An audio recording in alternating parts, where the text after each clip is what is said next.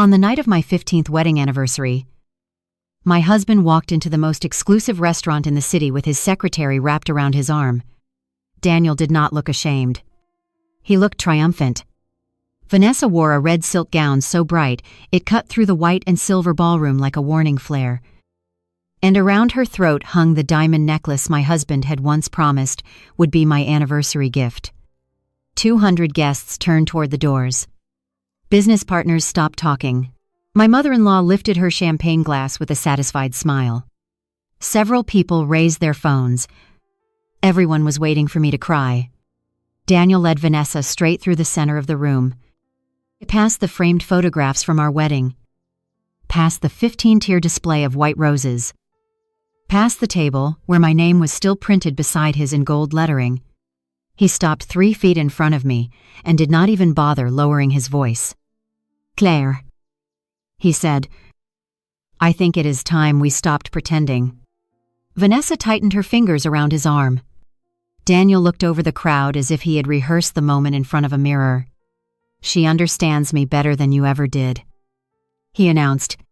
A terrible silence settled over the room. I could hear the candles crackling. I could hear the tiny mechanical hum of the cameras mounted in the corners. I could hear Vanessa's bracelet tapping against Daniel's cufflink because her hand was trembling, even though her smile remained fixed. Daniel expected me to collapse. He expected me to shout, "Throw wine," "Slap Vanessa," or beg him not to destroy our marriage. He had invited investors, attorneys, board members, en relative, and local reporters because he wanted witnesses. He wanted proof that I was unstable. He wanted everyone to watch me break so he could use my humiliation as leverage in the divorce papers waiting in a private room upstairs. But I did not cry. I placed my glass of sparkling water on the table, smoothed the sleeve of my navy dress, and smiled. It was not a warm smile. It was the expression of a woman watching a lock turn exactly the way she had designed it to turn. Daniel's confidence flickered. Only for a second. But I saw it. Then he raised his chin and motioned for Vanessa to follow him toward the stage. "There are going to be some changes tonight," he said. "A new chapter for the Bennett name." Before he could reach the microphone, the owner of Laurent House stepped out from behind the bar. Marcus Laurent was 58 years old, silver-haired, broad-shouldered, and usually impossible to rattle. That night, he moved through the ballroom with the solemn calm of a man walking into a courtroom. 2 managers followed him.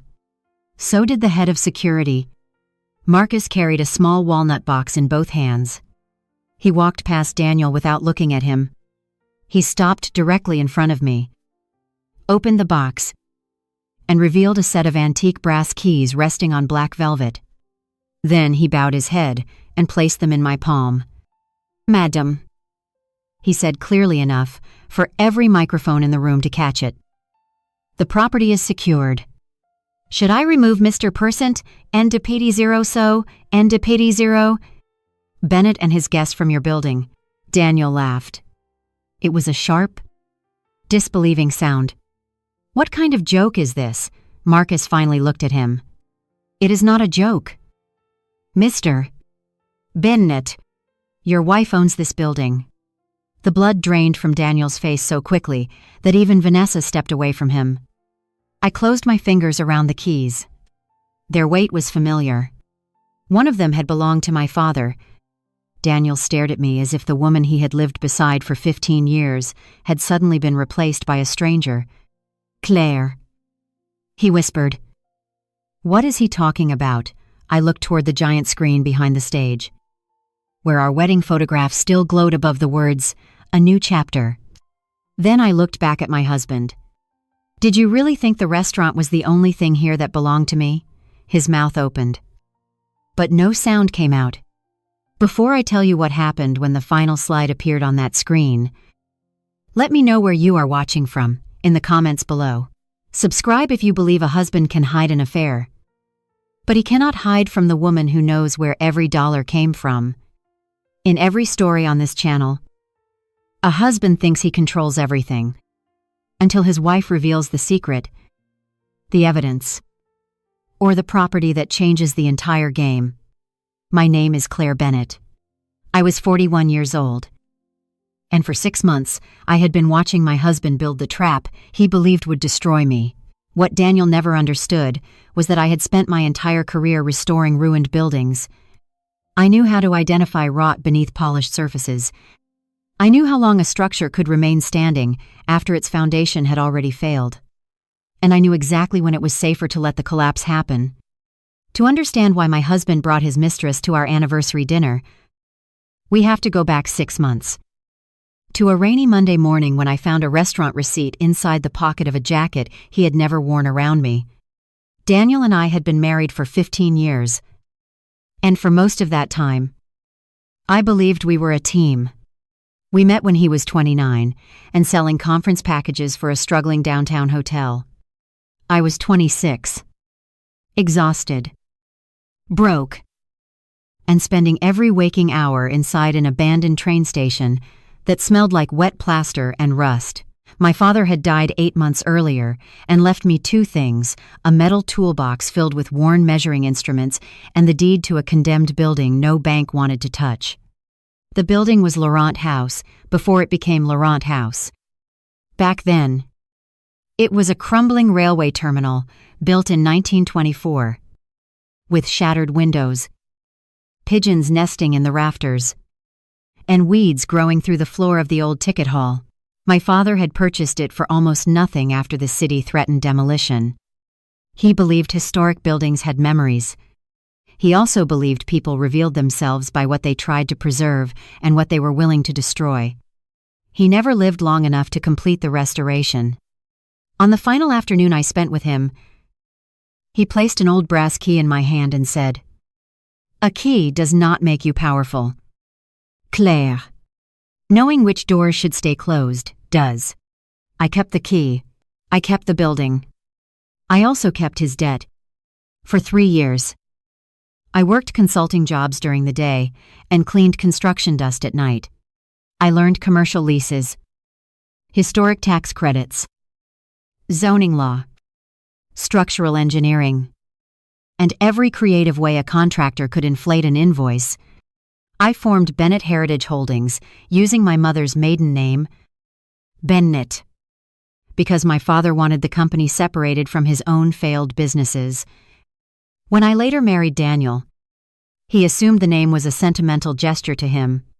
I never corrected him. At the beginning, Daniel was not the man who walked into my anniversary party with another woman. He was funny, attentive, and hungry in a way I admired. He brought takeout to the construction site and ate beside me on overturned paint buckets.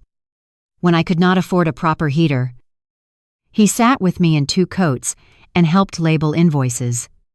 When his car was repossessed, I drove him to work without making him feel ashamed.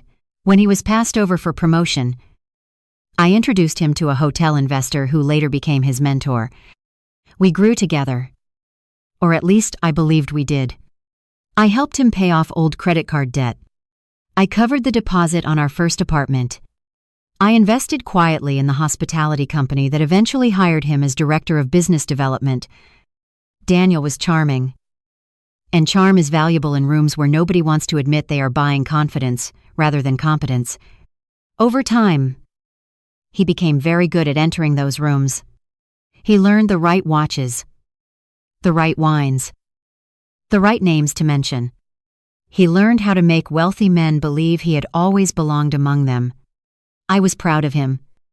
I did not mind standing slightly outside the spotlight because I was building something of my own. Laurent House reopened after 7 years of restoration. Marcus Laurent, a celebrated chef whose previous restaurant had collapsed under a predatory lease, became my tenant and operating partner. I owned the land and the building. Marcus owned the restaurant company. Our agreement gave him creative control and gave me final authority over structural changes, security, long-term financing, and access to the property. We kept the arrangement private because neither of us needed publicity. Marcus wanted guests to focus on the food. I wanted investors to focus on the buildings, not on me.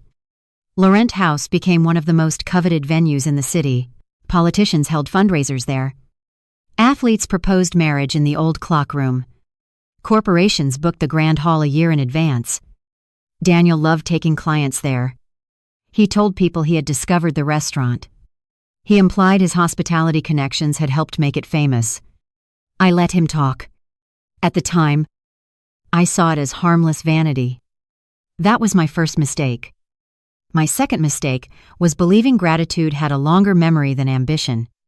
5 years before our 15th anniversary, Daniel became Vice President of Development at Meridian Crown Hospitality. His salary tripled. His expense account grew. His wardrobe changed. He joined a private club where the membership fee cost more than my first year of college. He began correcting the way I pronounced French wines, even though Marcus had taught me the names. He laughed when I wore the same black coat for 3 winters. "You own a real estate company," he would say. "Could you at least try to look successful?" I would remind him that the coat was warm and paid for. He would shake his head as if practicality were a character defect. At first, the changes were small. Daniel stopped asking about my restoration projects because, according to him, old buildings were depressing. He stopped coming to site visits because his shoes got dirty. He started describing my company as Claire's little preservation hobby at dinners. Even when the people at the table were sitting inside one of my properties, I corrected him once. He squeezed my knee under the table and whispered, "Do not embarrass me in front of clients." I should have understood then. Daniel did not want a partner. He wanted a witness who would confirm his version of himself. Vanessa Cole joined Meridian Crown 14 months before our anniversary. She was 29. Polished, quick with names, and skilled at making powerful men feel fascinating. Daniel mentioned her constantly. At first, the comments sounded professional. Vanessa had reorganized his travel schedule. Vanessa had saved an account. Vanessa understood the pressure of expansion. Then the comparisons began. Vanessa knows how to make people feel important. Vanessa does not turn every conversation into a spreadsheet. Vanessa actually enjoys these events. One evening, while I was reviewing a structural report at the kitchen island, Daniel poured himself a drink and said, "She understands me in a way you never have." The sentence would return 6 months later in front of 200 people. That night, I only looked up from my report and asked, "Does she?" Daniel smiled as if he had won something. "You would not get it." I did not argue. I had learned that when someone is determined to misunderstand you, explanations only provide more material for them to distort. The receipt appeared 3 weeks later. Daniel had left his navy dinner jacket over the back of a chair. I picked it up to take it to the cleaner and felt stiff paper in the inner pocket. It was a Laurent House receipt for a private dinner in the clock room. 2 guests. 3 bottles of wine. A tasting menu Marcus reserved for proposals and anniversaries. The date was the previous Thursday. Daniel had told me he was attending a leadership conference in Dallas. I read the total twice. Then I noticed the note printed beneath the charge. Happy 14 months. D&V. I did not feel the floor drop beneath me. I did not scream. I did not call Daniel. I stood in our bedroom holding the receipt while rain moved against the windows, and something inside me became very still. Betrayal does not always arrive like an explosion.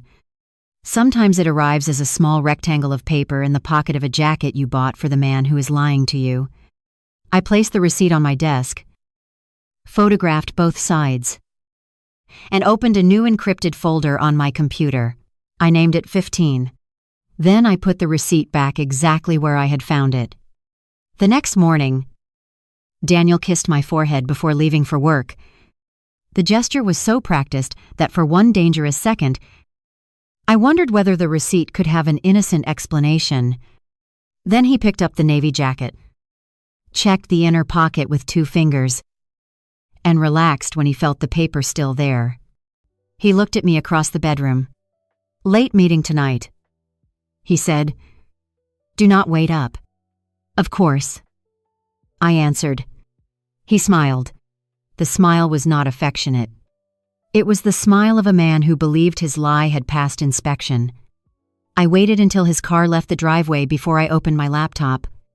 I had spent 15 years believing trust meant not looking too closely. That morning, I remembered that I was a commercial real estate investigator before I was a wife. My clients hired me when numbers did not match stories. I traced hidden maintenance costs, falsified occupancy reports, shell contractors, and partnerships designed to move liability without moving control. Daniel knew this. He had watched me uncover a $7 million invoice fraud in less than a week, yet somehow he believed marriage had made me blind. I started with information I could access legally. Our joint credit card statements showed a pattern of expensive restaurants, boutique hotels, flower deliveries, and rideshare charges that Daniel had categorized as client development. I compared the dates to his calendar. On nights he claimed to be in Dallas, Boston, or Miami. The charges occurred within 6 miles of our home. I searched the loyalty account attached to our shared hotel profile. Daniel had forgotten that I created it years earlier. The account listed 14 stays under his name and 1 recurring guest preference extra robes. Red wine. Late checkout. The contact email attached to several reservations belonged to Vanessa. I made copies. I did not open Daniel's private messages. I did not need to. Careless people leave evidence in systems they believe are too ordinary to matter. I called Marcus and asked for a private meeting before the lunch service. He heard something in my voice and did not ask questions over the phone. When I arrived at Laurent House, he was waiting in the old ticket office, a narrow room we had converted into his administrative suite. Sunlight passed through stained glass above the door and painted red and blue shapes across the floor. Marcus poured coffee and waited. I placed the receipt between us. He stared at the note at the bottom, then closed his eyes. Claire, he said quietly. I am sorry. How often, I asked. He hesitated. They have been here at least 6 times that I know of. My fingers tightened around the coffee cup. Why did no one tell me? Because Daniel told the staff you knew. He said you, and he had an arrangement. He said Miss Cole was involved in a corporate project, and that discretion was required. Marcus looked sick. I should have called you. You had no reason to believe he was lying. I know you, he replied. That should have been reason enough. I asked him to show me only records I was authorized to review. As the property owner, he pulled the event logs and private dining reservations. Daniel had used a Meridian Crown corporate account for some dinners and our joint card for others. He had requested the same room every time, the clock room, where an antique station clock still hung above the fireplace. It was the room where he proposed to me 15 years earlier. My chest tightened, but I kept reading. One reservation included a photographer. Marcus opened the secure archive and found the event folder. The images were not intimate enough to prove an affair in court, but they were intimate enough to destroy any remaining doubt in my mind.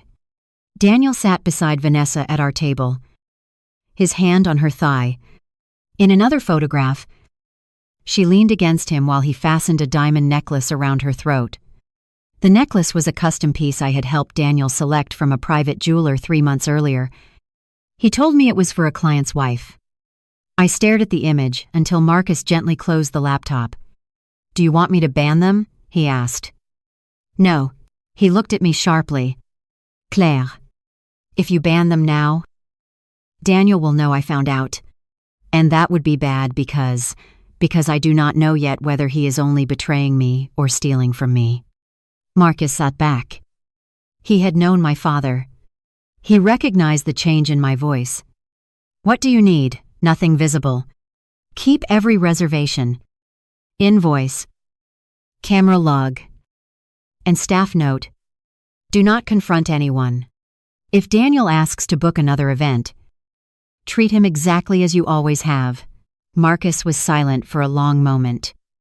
Then he nodded. Your father used to look like that when a contractor lied to him. Like what? Like he had already found the truth and was waiting to see how much more the man would reveal. I left Laurent House and drove to my office, a restored textile warehouse on the river. Bennett Heritage Holdings occupied the top floor. But most people assumed I was simply one of several consultants renting space there. I preferred it that way. My company owned 12 historic commercial properties, held minority positions in 4 hospitality businesses, and managed long-term leases worth more than Daniel had earned in his entire career. I was not a billionaire. I was not a secret princess. I was something Daniel respected, even less, a disciplined woman who had built wealth slowly, documented it carefully, and kept it beyond the reach of his ego. I called Evelyn Shaw, the attorney who had handled my father's estate and every major acquisition I had completed since. Evelyn was 62, elegant, unsentimental, and incapable of pretending a bad situation was less dangerous than it was. She arrived an hour later with a legal pad and 2 pens. I told her about the affair. She listened without interrupting. Then I showed her the statements. Her expression changed when she saw several transfers from our joint investment account. The amounts were not enormous, individually $25,000, $40,000, $18,000. Together, they exceeded $300,000. Each transfer went to a consulting company called Vantage Guest Strategies. Do you know this entity? She asked. No. Daniel. He has never mentioned it. Evelyn searched the state corporate registry. Vantage Guest Strategies had been formed 11 months earlier. The registered agent was a filing service. Its mailing address was a private mailbox. We ordered the public formation documents. The manager listed on the most recent filing was Vanessa Cole. The company had received payments from Meridian Crown, from Daniel's private account, and from ours. Evelyn looked at me. This is no longer only adultery. I know. Do you have access to the original transfer authorizations for the joint account? Yes. We requested them from the bank. 3 hours later, encrypted copies arrived. 2 transfers had been approved through Daniel's login. One appeared to contain my electronic signature. I had never signed it. The authorization stated that the money was for preliminary development rights related to Laurent House. Evelyn read the line twice. Does Daniel have any development rights in that property? None. Has Bennett Heritage granted Meridian Crown or Vantage any option? License. Letter of intent. Or right of first refusal? No. Then somebody used your name to create the appearance that they did. A cold pressure formed behind my ribs. The affair was painful. But pain was familiar. Fraud was clarifying. What would they need the appearance for? I asked. Evelyn turned the document around. Financing. Investors. Aloin. Possibly all 3. We spent the next week mapping Daniel's movements. I hired a licensed forensic accountant, Priya Desai, who had worked with my company on acquisitions. Priya did not ask whether I was sure. She asked what date range to examine. We reviewed every account Daniel could have touched, every reimbursement he submitted, every vendor connected to Vanessa, and every entity using variations of Laurent, Bennett, Meridian, or Crown. The pattern widened. Vantage Guest Strategies had paid for Vanessa's apartment, clothing, travel, and a luxury car lease. Daniel had reimbursed Vantage through Meridian Crown using false client development invoices. He had also moved joint funds into the company and labeled them architectural deposits. There were no architects. There was, however, a glossy presentation for a proposed boutique hotel brand called Crown House Collection. The first location was identified as Laurent House. The presentation described Daniel as controlling partner and Vanessa as director of guest experience. It included photographs of my building estimated renovation costs, projected room revenue, and a statement claiming the owner had agreed to convert the upper floors into private suites. The owner was listed only as Bennett Heritage Holdings. Daniel had never explained to his investors who controlled the company. He did not need to. He allowed them to assume it was his. The most dangerous document was a draft term sheet for a $4 million bridge loan. Laurent House was identified as collateral. The signature block carried my name. The signature was not mine. It was close enough to fool a stranger and wrong enough to make me feel physically ill. Daniel had copied the broad shape of my handwriting but missed the way I crossed the final letter. My father had taught me to sign slowly on property documents. A hurried signature is an unlocked door, he used to say. Daniel had spent 15 years watching me sign birthday cards, checks, and tax returns.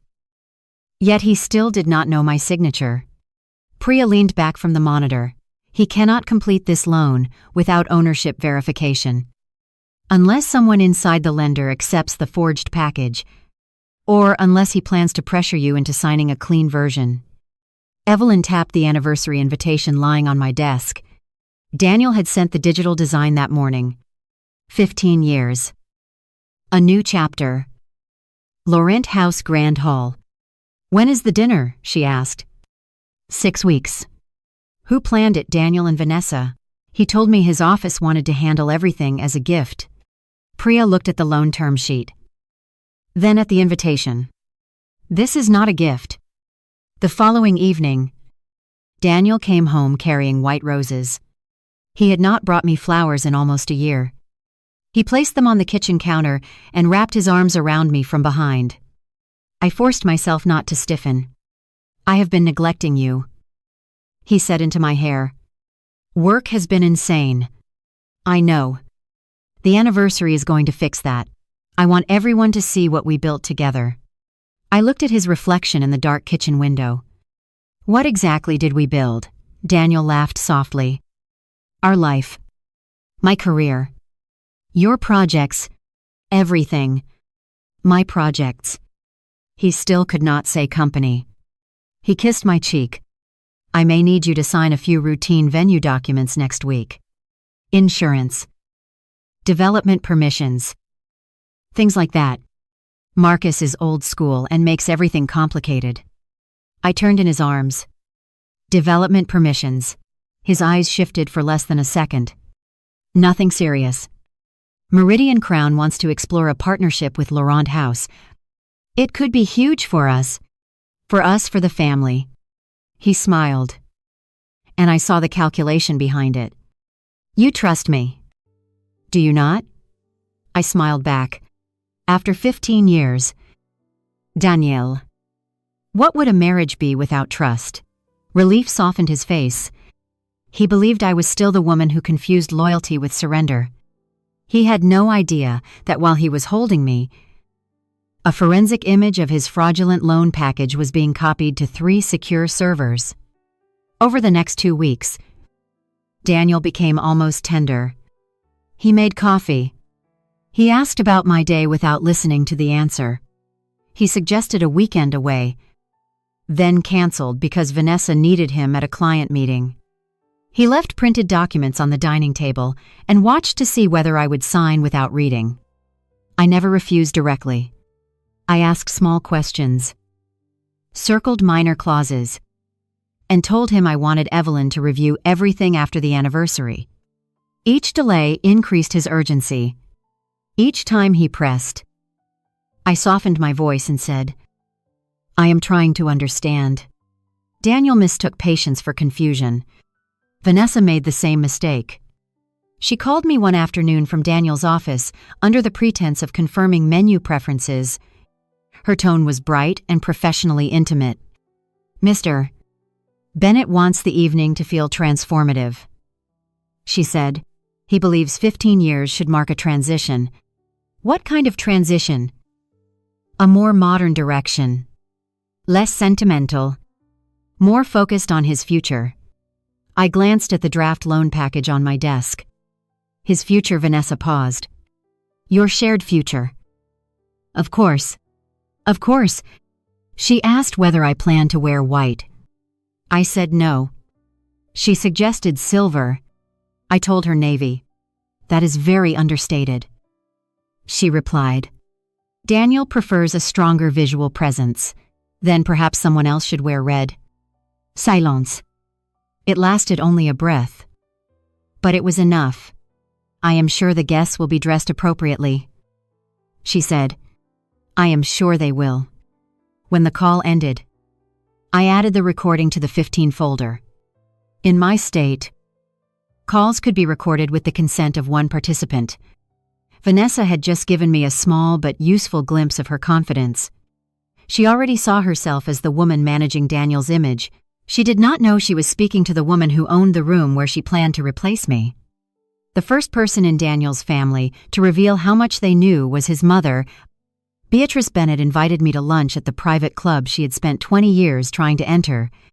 She chose a table beneath a portrait of the club's founder and arrived wearing cream silk, pearls, and the expression of a queen granting an audience.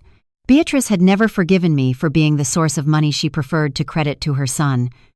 At family dinners, she praised Daniel for providing such a beautiful life while sitting in a house whose down payment came from my company. When I once corrected the amount of his salary after she claimed he earned more than I did, Daniel accused me of humiliating him. After that, I let the family believe what made them comfortable. They believed Daniel funded our homes, our travel, and their emergencies. In reality, I had paid Richard's medical debt, covered Beatrice's club initiation fee, and quietly refinanced the mortgage on their vacation cottage when foreclosure notices began arriving. Gratitude had never followed the money. Entitlement had. Beatrice did not order food. She ordered champagne and slid a blue leather folder across the table. Daniel is under extraordinary pressure. She began. Meridian Crown is about to make him one of the most important men in the hospitality industry. I opened the folder. Inside was a marital separation proposal prepared by an attorney I did not know. It offered me a fixed payment of $200,000, temporary use of our home for 6 months, and ownership of what it called my personal consulting equipment. In exchange, I would waive claims against Daniel's current and future business interests, acknowledge that he controlled all Bennett-branded hospitality assets, and agree not to make disparaging statements about him. Vanessa. Meridian Crown, or the Crown House Collection. The document also included a paragraph recognizing Daniel's authority to negotiate development rights for Laurent House. Beatrice watched my face carefully. This is not a divorce filing, she said. It is a civilized transition. Transition to what? Do not make me say something cruel. Claire, you invited me here and placed a legal agreement in front of me. Cruelty appears to be on the menu. Her mouth tightened. Daniel needs a partner who understands the world he is entering. Vanessa is young, energetic, socially capable, and completely committed to his success. You have always preferred your dusty buildings and spreadsheets, so you know about the affair. I know my son has been lonely. He has been married. Marriage is more complicated than paperwork. Apparently, paperwork matters enough for you to bring me 27 pages of it. She leaned closer. You should sign before the anniversary dinner. Daniel wants to announce the new company there. If you create a scene, he will have no choice but to protect himself. How Beatrice took a sip of champagne. People have noticed your behavior. The obsession with accounts. The suspicion. The emotional distance. Daniel has been very worried about your state of mind. There it was.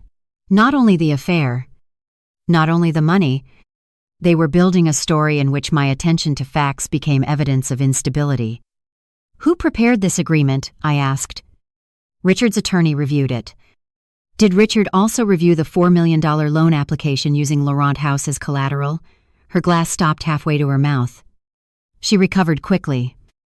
But not quickly enough. I have no idea what you are talking about. Of course. I closed the folder, Then you will not mind if I keep this. She reached across the table. That document is confidential.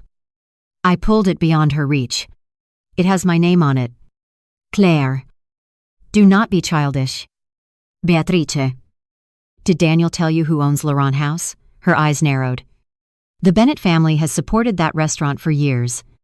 That was not my question. Daniel arranged the anniversary event. His company brings clients there. Ownership is more complicated than a name on a deed. That answer told me almost everything. Daniel had allowed his parents to believe he controlled Bennett Heritage, but he had not shown them actual ownership documents. They knew enough to participate and not enough to understand the danger. I will have Evelyn review the agreement. I said. You will do no such thing. This is a family matter. A forged signature on a commercial loan is not a family matter. Beatrice's face hardened. You have always resented Daniel's success. I financed Daniel's success. There. That is exactly the poisonous attitude he has endured for years. You cannot give without keeping score. I stood, placed the folder in my bag, and looked down at the woman who had accepted hundreds of thousands of dollars from me while calling my memory poisonous. A score only becomes threatening when someone knows they are losing.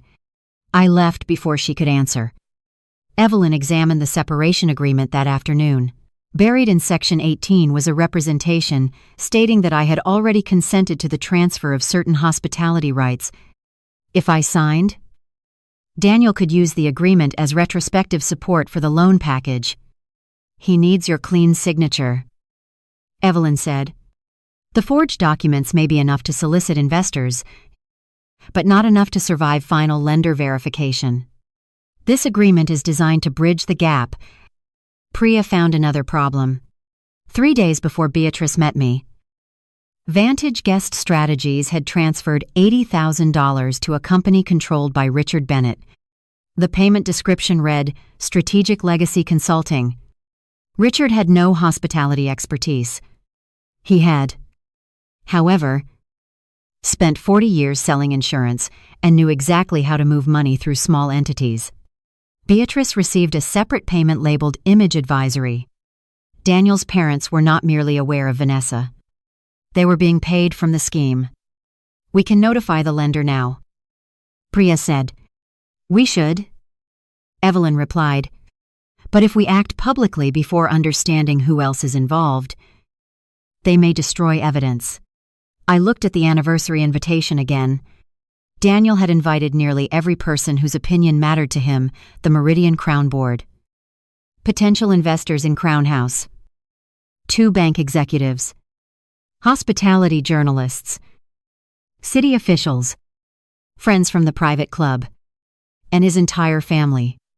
He was not planning a romantic dinner. He was planning a controlled public transfer of identity. He wanted to introduce Vanessa as the woman beside him, describe me as emotionally unfit, present Crown House as his company, and pressure me to sign in a private room while I was disoriented and ashamed. If I refused, he would use my refusal as evidence that I was sabotaging a major business opportunity. If I reacted emotionally, he would record it. If I left, he would tell the room I had abandoned the marriage and implicitly consented to his new chapter. Daniel believed the audience gave him power. He did not understand that an audience also created witnesses. Evelyn and I met with Federal Banking Counsel because the proposed loan crossed state lines and used electronic submissions. We did not file a criminal complaint immediately. We preserved the documents, notified the lender's fraud unit under privilege, and established a protocol. The lender agreed to hold the application in a pending status while recording any additional representations made by Daniel. Meridian Crown's general counsel was informed after Priya documented corporate reimbursements tied to Vantage. The board chair, Thomas Hale, had known Daniel for 9 years. He did not want to believe the evidence. Daniel is aggressive, Thomas said during a confidential meeting, but he is not stupid. Priya placed the forged signature beside 3 genuine examples. Stupidity is not required. Entitlement is sufficient. Thomas read the emails between Daniel and Vanessa discussing how to categorize hotel stays. His expression changed. "What do you need from us?" Evelyn answered. "Do not suspend him yet. Preserve his accounts. Restrict his ability to move funds without alerting him. Attend the anniversary dinner. If he publicly claims rights he does not have, you will have your answer." Thomas looked at me. "You are asking us to let your husband humiliate you in front of 200 people. He is going to try whether you attend or not. Why not cancel the dinner? Because he built it for a purpose. I want to see him complete the purpose in his own words." Thomas studied me for a long time. "You already know what he will say. I know what the documents suggest. I want the room to hear the man behind them. The security plan at Laurent House was Marcus's idea. He insisted that plainclothes officers be positioned near the service corridors because Daniel had a temper he usually hid beneath charm. I had never seen him strike anyone, but I had seen the way his face changed when contradicted. We reviewed camera angles, microphone feeds, access logs, and emergency exits. Marcus wanted to place Daniel's photograph at the host stand with a no-entry order. I refused. "Not until he speaks. He is bringing another woman into your building on your anniversary. I know. And you want the staff to serve him, exactly as he requested." Marcus paced the old office, furious on my behalf. "Your father would have thrown him onto the street. My father lost this building because he acted before he read a contract. I am not repeating his mistakes." That stopped him. I opened the walnut box where Marcus kept ceremonial keys for major openings. One brass key lay inside, blackened by age. It had once opened the original station office. My father gave it to Marcus during the restoration and asked him to return it to me when the building was truly safe. Marcus touched the key. "It has been safe for years.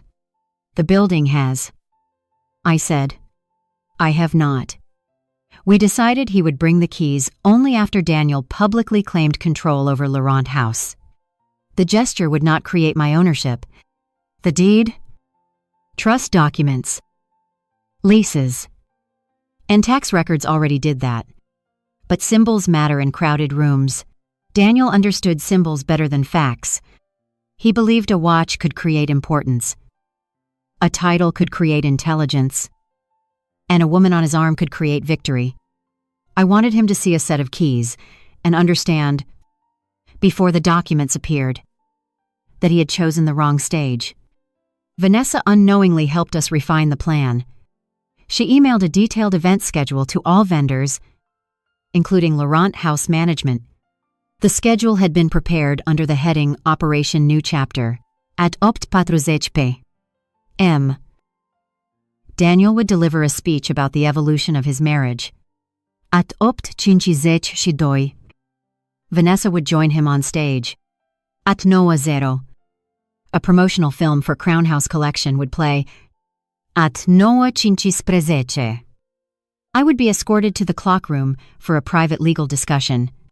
At 9:30, Daniel would return and announce that all parties had reached an understanding. The wording was astonishing. He had scheduled my consent before obtaining it. He had even assigned Beatrice to remain with me during the legal discussion to minimize emotional disruption. At the bottom of the schedule, Vanessa wrote, "Ensure Mrs. Nada. Bennett is seated away from main exit after 8:30. I read the sentence twice. They were not planning violence. At least not explicitly. They were planning containment. Social pressure. Physical positioning. Family intimidation. And legal documents delivered while I was publicly humiliated. It was elegant in the way.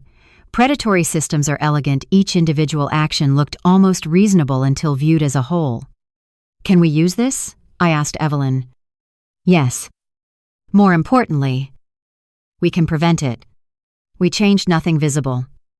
Marcus assigned a server loyal to him near my chair. Security kept the main aisle open. The private clock room was wired for audio under the property's standard event security policy.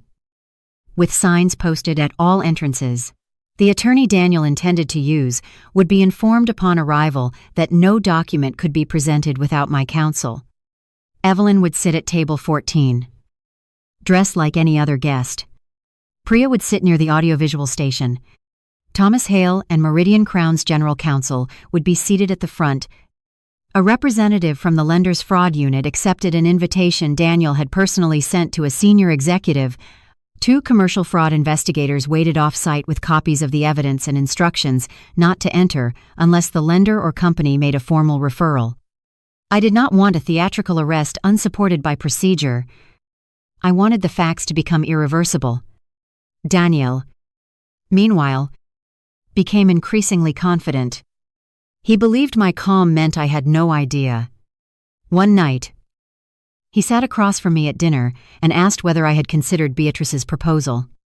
"I am reviewing it," I said. "There is not much to review. 27 pages suggest otherwise." He smiled without humor. "You always hide behind details. Details are where ownership lives." His fork paused. "What is that supposed to mean?" "Nothing." He studied me. "Vanessa thinks you may struggle with the announcement. Vanessa has opinions about our anniversary. She planned the event. Do not make this ugly." "Claire, you are asking me not to make my anniversary ugly while discussing your secretary's opinion of my emotional stability." His eyes hardened. "This is why we cannot communicate. You twist everything. Then explain it clearly." He leaned back, adopting the patient expression he used when speaking to employees. "My career has reached a level that requires a different kind of partnership. You are comfortable staying small. I am not. Vanessa understands the pace, the expectations, the image. And what role do I have in this different partnership? You have your properties, your quiet life. No one is taking that from you." The lie was so complete that I almost admired it. He was actively trying to place my largest property under a $4 million loan while telling me no one was taking anything. "Do you love her?" I asked. Daniel looked surprised. Perhaps he expected anger. "Not a direct question. Love is not the point. What is compatibility? Momentum. Respect? Does she respect you more than you ever have?" "Because she believes Laurent House belongs to you." His face changed. "Only slightly." "Why would you ask that? You talk about the restaurant as if it is part of your company." "It will be. After the partnership." "I have not approved a partnership." "You will." The certainty in his voice settled the last part of me that had hoped he might stop. "What makes you so sure?" I asked. Daniel reached across the table and covered my hand. "Because beneath all this defensiveness, you know you need me. You have always needed me to make your work matter." I looked down at his hand. The wedding band I had purchased 15 years earlier gleamed beneath the light. "You are right," I said softly. "The anniversary will make everything clear." He smiled and squeezed my fingers. He thought I had surrendered. That night, after he fell asleep, I stood in the doorway of our bedroom and understood that I was not mourning the man beside me. I was mourning the version of him I had carried long after he stopped existing. The morning of our 15th anniversary began with Daniel behaving like a man preparing for an award ceremony. He showered before sunrise, spent 40 minutes choosing between 2 nearly identical tuxedos, and took 3 calls behind the closed door of his study. At 7, he entered the kitchen carrying a velvet jewelry box. "For tonight?" he said. I opened it. Inside was a thin silver bracelet set with tiny laboratory-grown stones. It was tasteful, inexpensive, and completely unlike the custom diamond necklace I had helped him purchase, the necklace Vanessa would wear. I touched the bracelet with one finger. "It is beautiful." Daniel relaxed. "I knew you would understand. Things have been complicated. But I do not want tonight to feel cruel." "Then perhaps it should not be cruel." His jaw tightened. "Claire, please." "I am trying." "Of course you are." He studied my face. searching for knowledge. I gave him none. He told me to arrive at Laurent House by 6 so I could greet the guests. He claimed a last-minute meeting would delay him. He asked me not to call, because he needed absolute focus. Then he pointed toward the garment bag hanging beside the pantry. I selected a silver dress for you. Vanessa said it would photograph well. I looked at the bag. Vanessa selected my anniversary dress. She understands event presentation. I already have a dress. Claire. His tone carried warning. Tonight is bigger than personal preference. I agree. He kissed my cheek and left. Through the window. I watched him place the red garment bag he had hidden in the garage into the back seat of his car. Vanessa's dress. His new chapter had color coordination. Mine had evidence. I spent the morning at my office with Evelyn and Priya. We reviewed every document one final time. The lender had received a revised ownership certificate at 213 A.M. It bore another false signature and stated that I would appear at the anniversary event to confirm the development arrangement. Daniel had crossed the line Evelyn was waiting for. The lender's fraud officer signed a formal referral. Meridian Crown's board authorized immediate suspension if Daniel made any public claim of authority over Laurent House or Crown House collection. The commercial fraud investigators moved from off-site standby to the restaurant lobby after 9. You can still stop this before the guests arrive. Evelyn said, We have enough. Enough for an investigation. I answered, Not enough for everyone. Daniel has lied to. You do not owe the room an explanation. No. But he built his power in rooms like this. Every person he deceived will make a decision based on what happens tonight. Priya closed her laptop. And what decision are you making? I looked at the old brass key on the desk. That I am done protecting him from the truth. At 5:30, I dressed in the private suite above Laurent House. The navy gown had belonged to my mother. She wore it once to a preservation gala shortly before she died. It was simple, structured, and almost severe. No sequins, no dramatic neckline. It did not make me look younger or softer. It made me look like myself.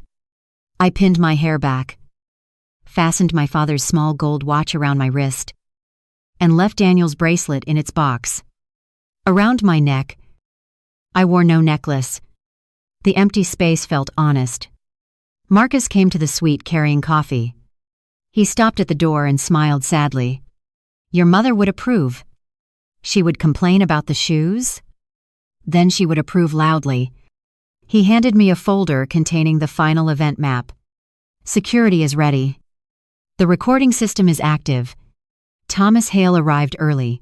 The lender representative is at table 6. Evelyn is in the south alcove. The investigators will remain in the lobby until they are requested. And the keys, in my office. Do not bring them until he says he controls the property. Marcus nodded. I wish you did not have to stand through the rest. So do I. You can own a building and still leave a room. Tonight. Leaving would give him the story he wants. At 6. The first guests arrived beneath the restored iron clock outside the entrance. Laurent House glowed against the evening like a ship made of stone and glass. White roses climbed the stair rails. Candles lined the old ticket counters. A string quartet played near the central fountain. The grand hall had been transformed according to Vanessa's schedule, and Arkansas to Betrayal. But Marcus preserved enough of the building's history to remind me where I stood. The original departure board remained above the stage. Instead of train times, it displayed photographs from 15 years of marriage. Daniel and me on our wedding day. Daniel cutting the ribbon at Laurent House's opening. Even though he had contributed nothing to the restoration, Daniel accepting a hospitality award. Daniel shaking hands with investors. I appeared in the background of almost every image. That was how he had edited our life.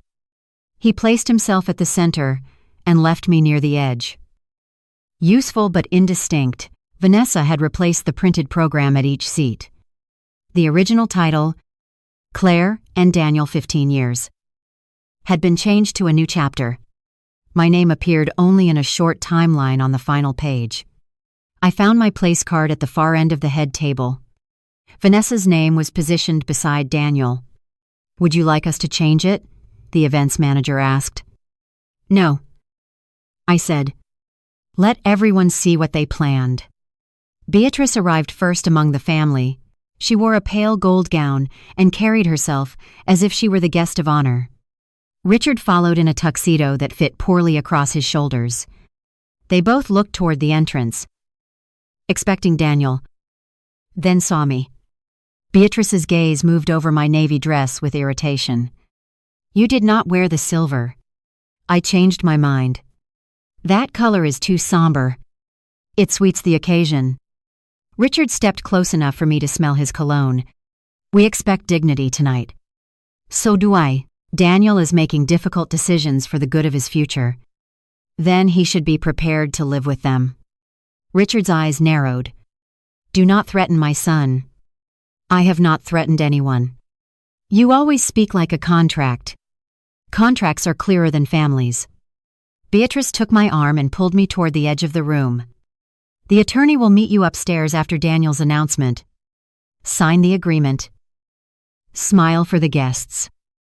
And go home. You will be compensated." I removed her hand. "Do not touch me again." Her face tightened. "You are about to lose everything. Claire, are you sure?" For the first time, uncertainty crossed her expression. Then a group of club friends approached, and she instantly restored her smile. "There is our lovely daughter-in-law," she announced. "So emotional tonight." I smiled at the women. "Not yet." By 7, the hall was full. Investors clustered near the bar. Meridian Crown executives occupied the front tables. Hospitality reporters examined the promotional brochures for Crown House Collection that Vanessa had arranged beside the menus. Several brochures stated that the brand's flagship property would open at Laurent House the following year. My building had already been redesigned on paper. The rendering removed the historic clock tower to add rooftop suites. Daniel knew I would never permit it. That was why he intended to take permission rather than ask. Thomas Hale approached me while pretending to admire the flowers. "The board is assembled," he said without moving his lips. "General Counsel has the termination documents." "Are you certain?" "No," I answered. He looked at me. "No, I am certain about the evidence. I am not certain what it will feel like when he says it." Thomas's expression softened. "That is not the same question. It is the only question left." At 7:30, a photographer asked me to stand beside the anniversary cake. The cake had 15 tiers because Daniel believed excess photographed well. At the top, 2 sugar figures stood beneath a gold arch. Sometime that afternoon, someone had removed the female figure. Only the groom remained. The photographer noticed me staring. "Mrs. Bennett, I can ask the kitchen to fix that." "Leave it. It looks incomplete." "It is accurate." I stood alone beside the cake while flashes filled the hall. The resulting photograph later appeared in 3 newspapers. At the time, everyone thought it showed an abandoned wife waiting for her husband. I knew it showed the owner of the building standing beside evidence. Daniel was 20 minutes late. Then 30.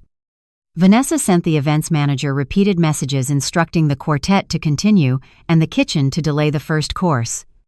She also asked whether I had been drinking. The manager answered truthfully that I had consumed only water.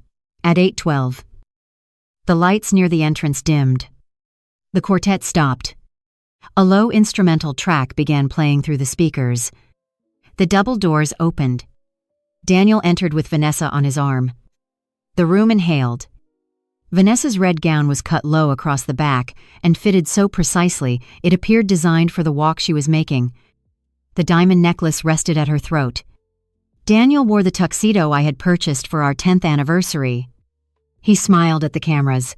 He did not look at me until he reached the middle of the hall. Then he stopped, turned Vanessa slightly toward the room. and allowed the silence to become attention. A few guests believed it was a business entrance. Others understood immediately. Beatrice began clapping. Richard joined her. The applause spread weakly through the tables. Driven more by confusion than approval, Daniel walked forward.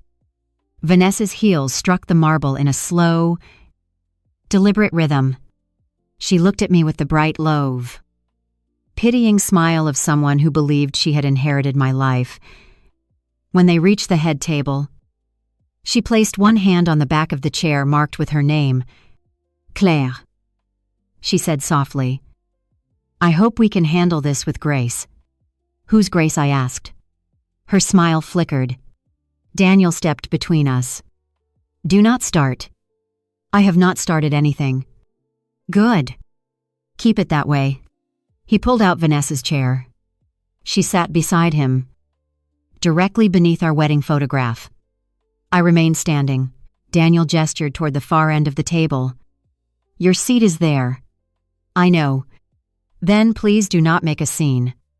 200 people were watching. I walked to the far chair, sat, and unfolded my napkin. Daniel looked relieved. Vanessa leaned toward him and whispered something that made him smile. The first course arrived. It was the same roasted pear and goat cheese salad Marcus had served at our wedding. Daniel did not remember. He barely touched it. He spent the meal introducing Vanessa to investors as his strategic partner. The phrase was carefully chosen. It suggested business authority without acknowledging the affair. Vanessa discussed Crown House Collection as though it already existed. She spoke about converting Laurent House into an immersive luxury destination, removing underutilized historic elements, and creating a members-only rooftop experience. Marcus stood near the kitchen doors listening to her propose the destruction of the building he and I had spent years saving. His face remained professional, but I saw one hand close around the edge of a service tray. During the second course, Vanessa raised her wine glass toward me. To transitions, she said. Some women resist them. Strong women accept them. Is that what Daniel told you? I asked. Daniel tells me the truth. Then you must know who owns this table. She laughed. The restaurant owns the table. Does it? Daniel cut in. Enough. Claire, I asked a question. You are trying to provoke her. She came to my anniversary wearing my necklace. She may survive a question. Vanessa touched the diamonds instinctively. Daniel gave this to me. I know. Then it is mine. Possession and ownership are not always the same thing. Daniel's face darkened. There you go again. Property. Ownership. Control. You reduce everything to documents because you do not understand people. And you reduce people to property because you do not understand documents. The man seated beside Thomas Hale lowered his fork. Several guests exchanged glances. Daniel laughed loudly, to make the exchange seem playful. My wife and her legal metaphors. Then he placed his hand over Vanessa's. Tonight is not about conflict. It is about honesty. I looked at the old station clock. 8:40. Right on schedule. The lights dimmed. Daniel stood. A waiter handed him the microphone. The stage behind him glowed with his promotional logo, Crown House Collection. The future of heritage hospitality. He stepped beneath it with Vanessa at his side. Friends. Family. Colleagues. He began. Thank you for joining us for an evening that represents both a milestone and a beginning. His voice carried smoothly through the hall. This was the skill that made people overestimate him. He could wrap self-interest in language that sounded visionary. He spoke about 15 years of growth, sacrifice, and evolution. He thanked his parents for teaching him ambition. He thanked Meridian Crown for recognizing his leadership. He thanked investors for believing in the future. He thanked Marcus for supporting the Bennett vision for Laurent House. He did not thank me. Then he turned toward my table. Claire and I began this journey when we were young and uncertain. Over time, however, People change. Some of us are called toward larger possibilities. Others find comfort in remaining where they are. A few guests shifted uncomfortably. Daniel continued. I will always appreciate the role Claire played in the early years. But appreciation cannot substitute for compatibility. A marriage cannot survive when one person is building the future and the other is committed to living in the past. Vanessa lowered her eyes with rehearsed humility. Daniel extended his hand. She joined him at the center of the stage. Vanessa understands me better than Claire ever did, he said. She understands the demands of leadership, the courage required to take risks, and the vision behind Crown House Collection. Tonight, I am announcing that Vanessa will join me as Director of Guest Experience and as my partner in the next chapter of my life. Gasps moved through the room. Someone dropped a spoon. Beatrice raised her glass. Richard applauded. A few Meridian Crown employees stared at the table. Daniel looked directly at me. He wanted tears. He wanted rage. He wanted the camera to capture a broken woman. I placed my water glass down and smiled. His expression tightened. Claire, he said into the microphone. I know this is difficult, but honesty is kinder than prolonging an arrangement that no longer serves either of us. Is it? I asked. My voice did not carry beyond the nearest tables. Daniel extended the microphone toward me. Why do you not come up and say a few words? Show everyone there are no hard feelings. There it was. The scheduled invitation. The trap inside the trap. I stood. Every face turned toward me. I walked past the head table, past Vanessa's red dress, and climbed the 3 steps to the stage. Daniel offered me the microphone. His fingers brushed mine. Be graceful, he whispered. You brought your mistress to my anniversary dinner. I whispered back. Grace is no longer your greatest concern. I turned toward the room. Thank you all for coming, I said. A 15th anniversary is traditionally associated with crystal. Crystal is beautiful. But it is also useful because it allows light to pass through. Tonight, Daniel has asked for honesty. I agree that honesty is overdue. The room became very still. He has told you that I prefer the past. That may be true. I believe old structures are worth preserving when their foundations remain sound. I also believe some structures become dangerous when the rot is hidden behind expensive finishes. Daniel reached for the microphone. I stepped away. Claire. This is not appropriate. Daniel. You have introduced your mistress as your partner in front of 200 people. We passed appropriate several minutes ago. A ripple of nervous laughter moved through the room. Vanessa's smile disappeared. I continued. Daniel has also announced that Crown House Collection will begin with Laurent House. He has described himself as controlling the development rights to this property. Before we celebrate that future, I would like to clarify one detail. Daniel's face tightened. There is nothing to clarify. Then say it plainly. Do you control Laurent House? He looked at the investors, the cameras, and the lender representative seated near the stage. This was the statement he needed, the statement he had scheduled. Pride made the decision for him.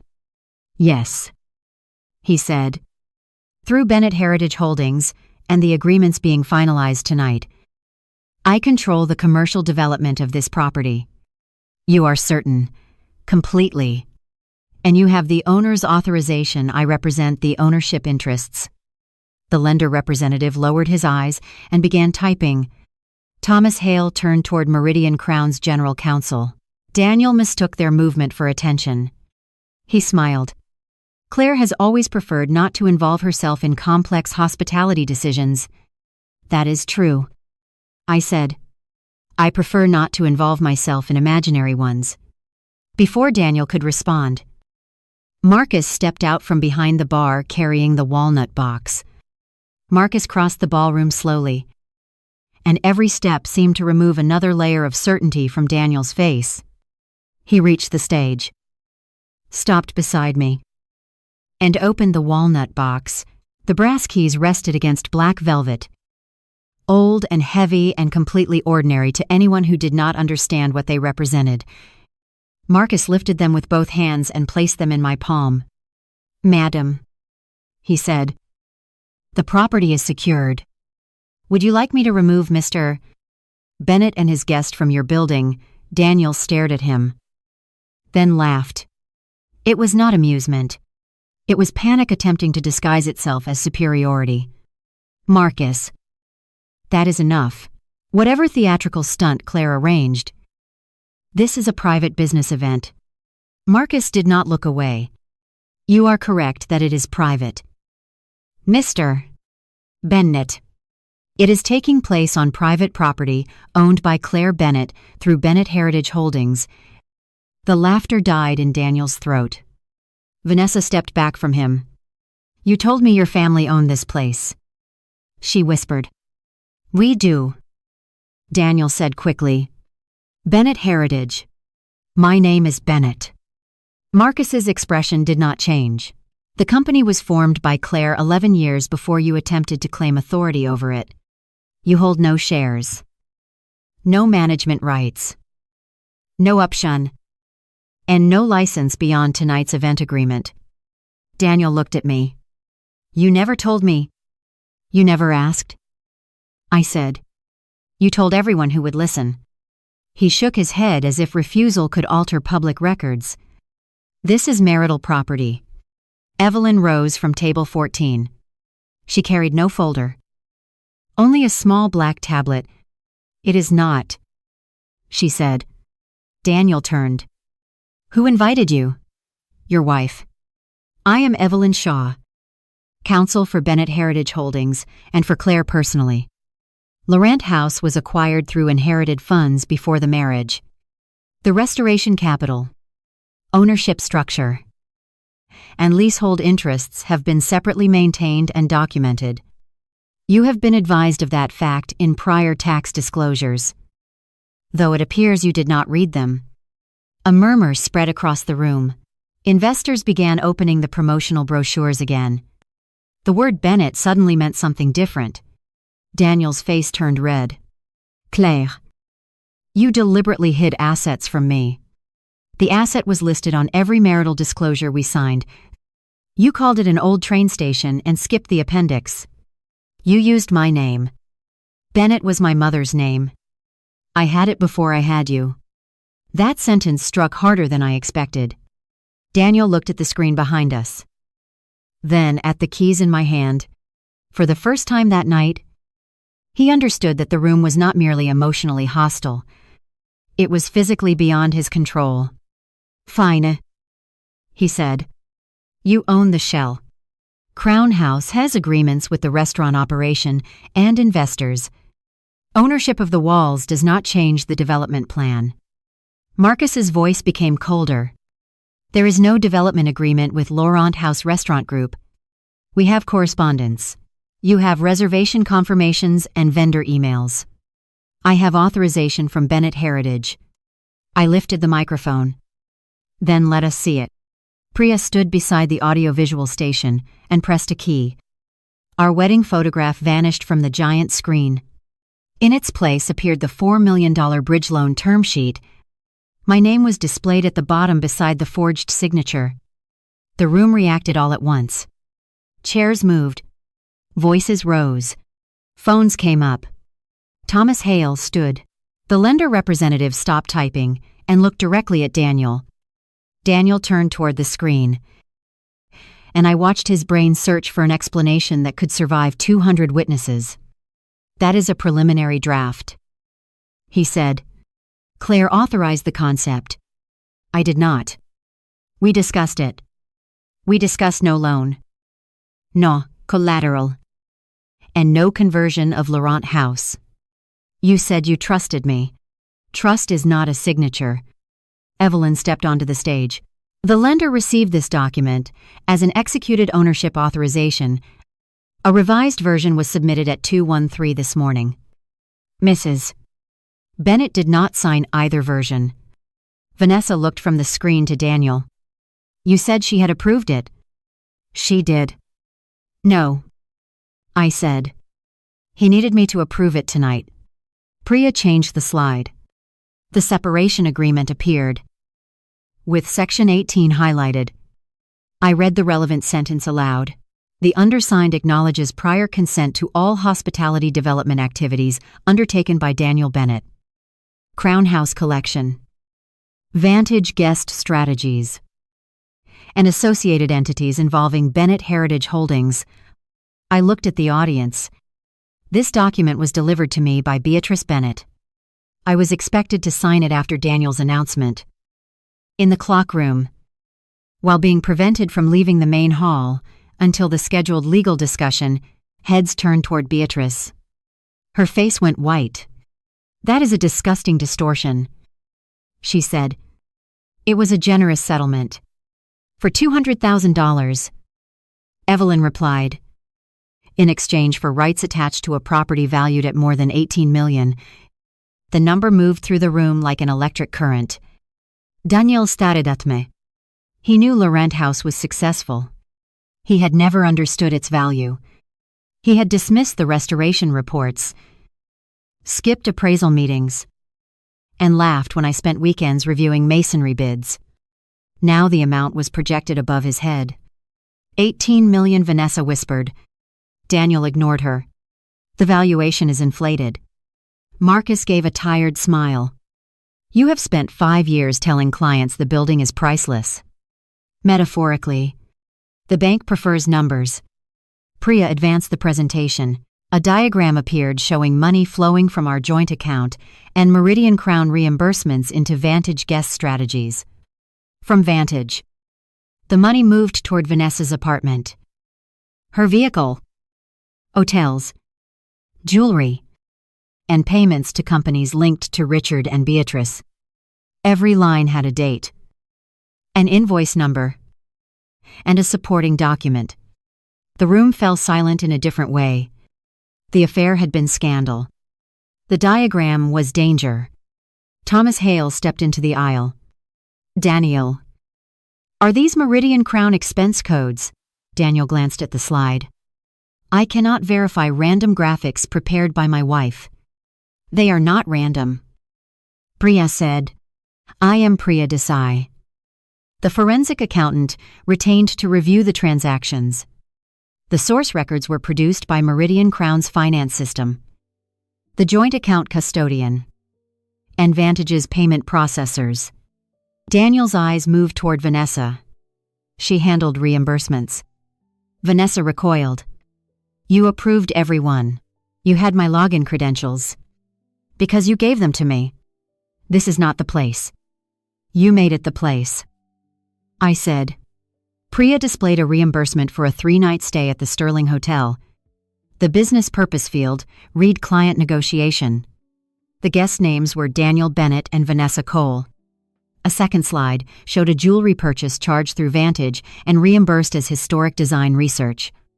The item photograph matched the necklace around Vanessa's throat. Every eye in the room moved toward the diamonds. Vanessa's hand rose slowly to her neck. She looked down as if the necklace had become a chain. Daniel, she whispered. You said this came from your personal account. It did. The invoice is on the screen. Claire manipulated it. The jeweler confirmed payment. Priya said. Funds originated from a joint marital account and were later reimbursed through Meridian Crown. I looked at Vanessa. The necklace was purchased with money from an account bearing my name. Vanessa unclasped it with shaking fingers. I did not know. You knew he was married. He said the marriage was over. You attended my anniversary to announce that. Her face flushed. He said you had agreed to a public transition.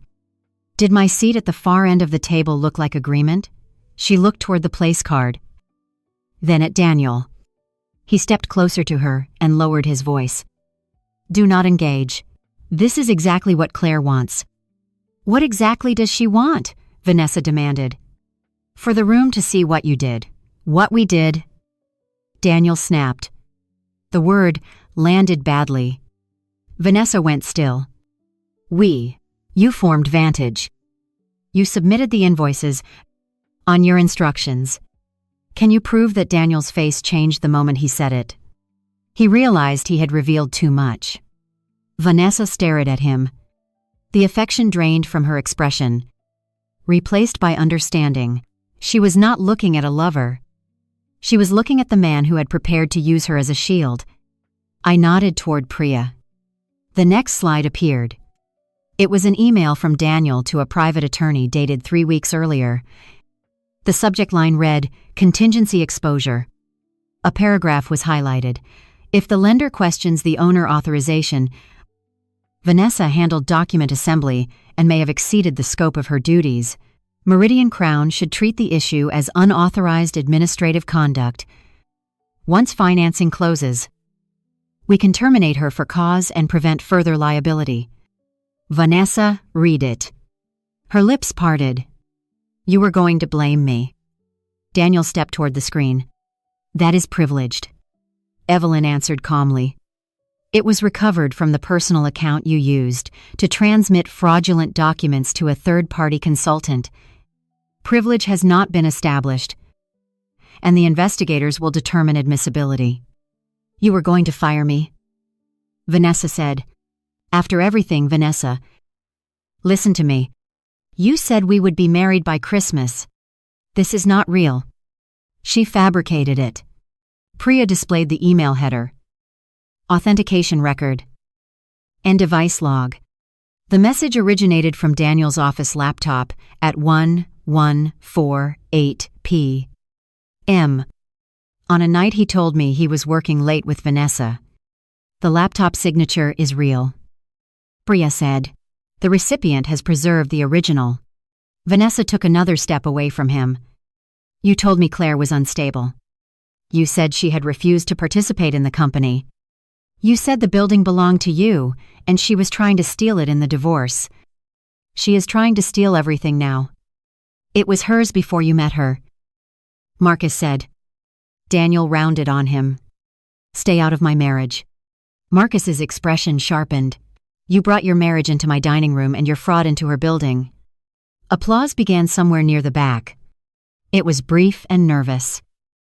But it broke Daniel's remaining illusion that the audience belonged to him. He seized the microphone from its stand. This is an ambush, he said.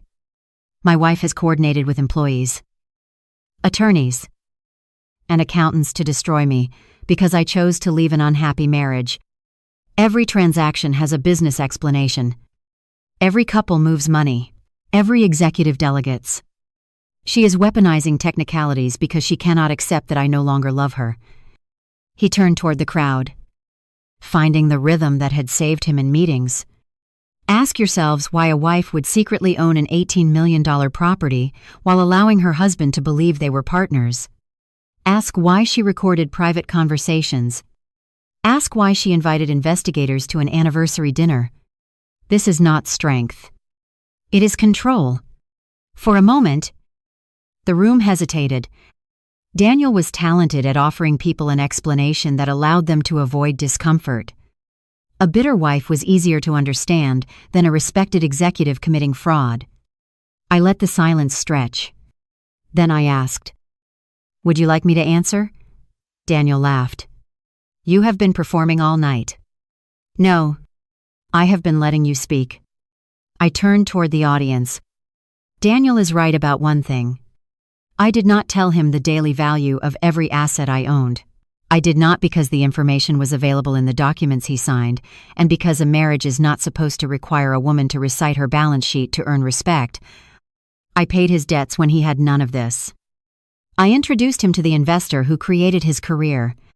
I funded the home his parents called proof of his success. I covered the mortgage on their vacation cottage.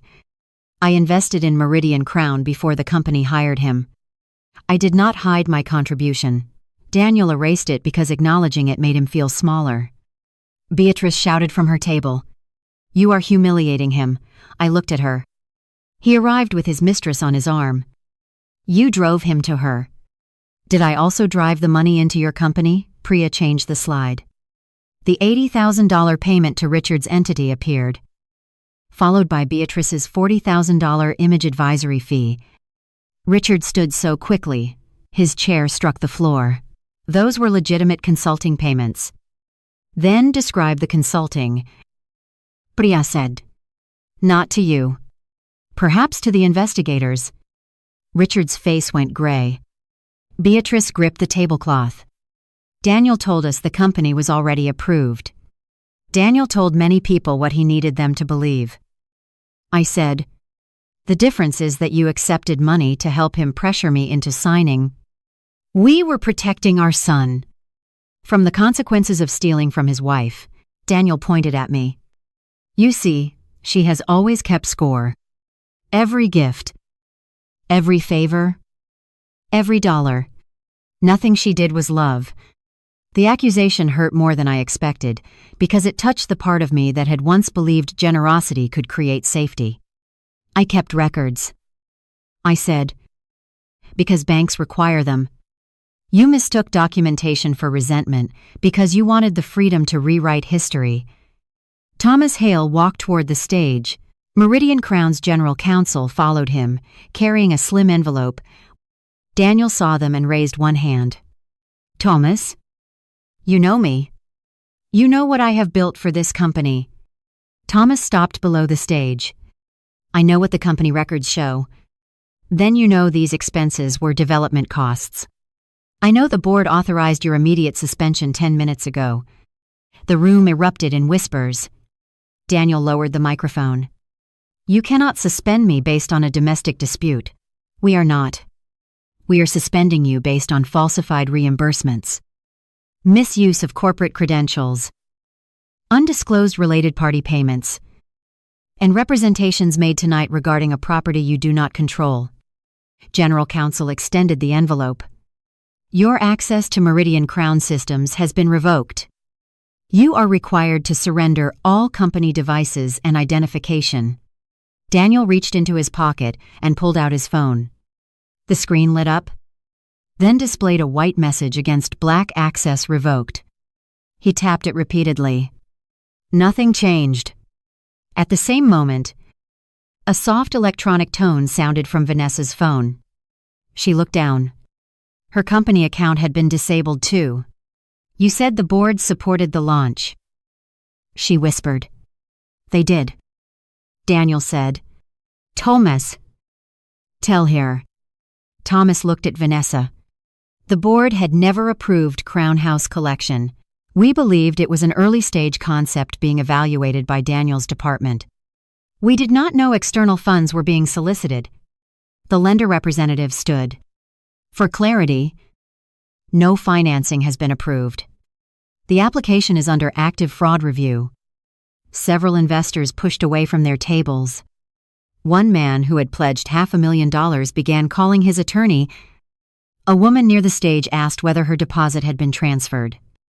Daniel raised the microphone again.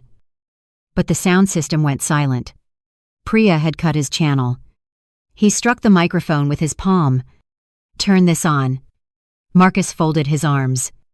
You no longer control the room.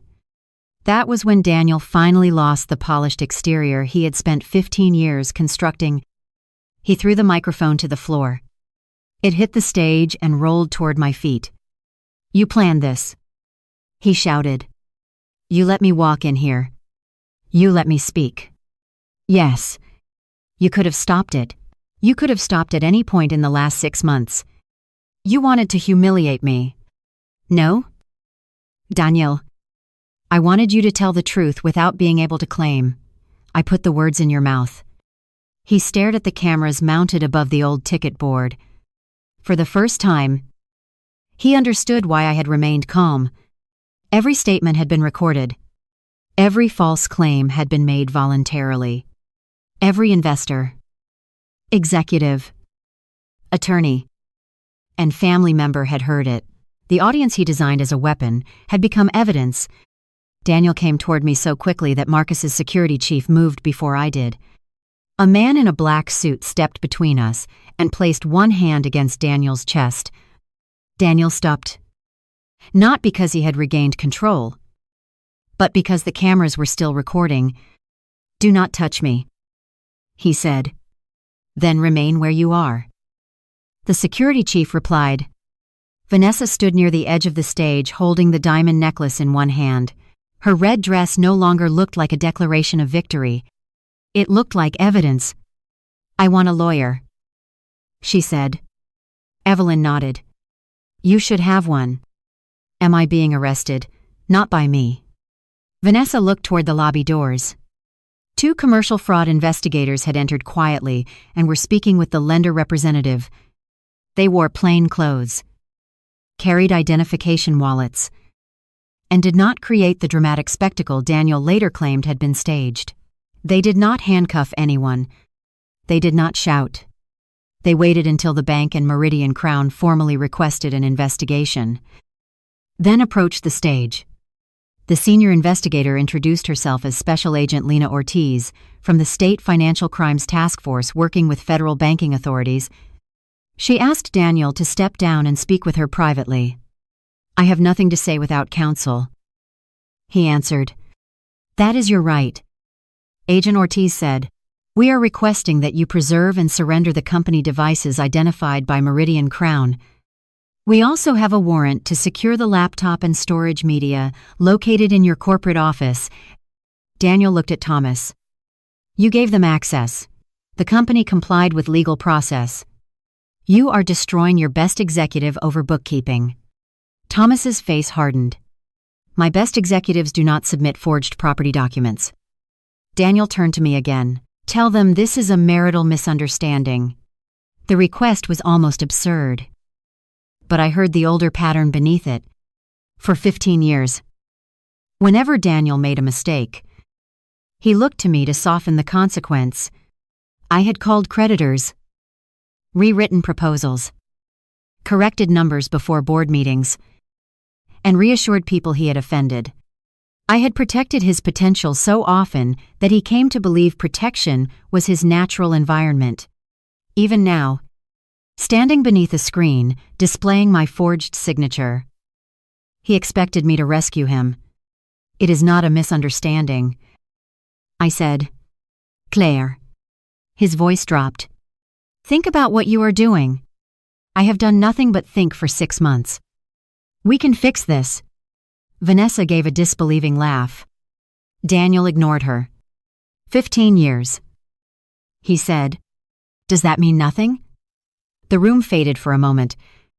I saw the young man sitting beside me on a paint bucket, warming his hands around bad coffee. I saw him carrying lumber through the rain. I saw our wedding day, when he cried before I reached the altar. I had spent months trying to understand whether those memories were false. They were not false. They were simply incomplete. A person can love you once and still choose to betray you later. The truth of the beginning does not erase the truth of the end. It meant enough that I gave you every opportunity to stop.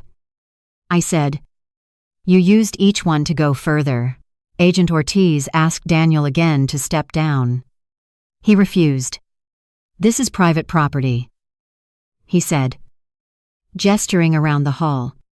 "My wife owns it. She is not asking me to leave." Marcus looked at me.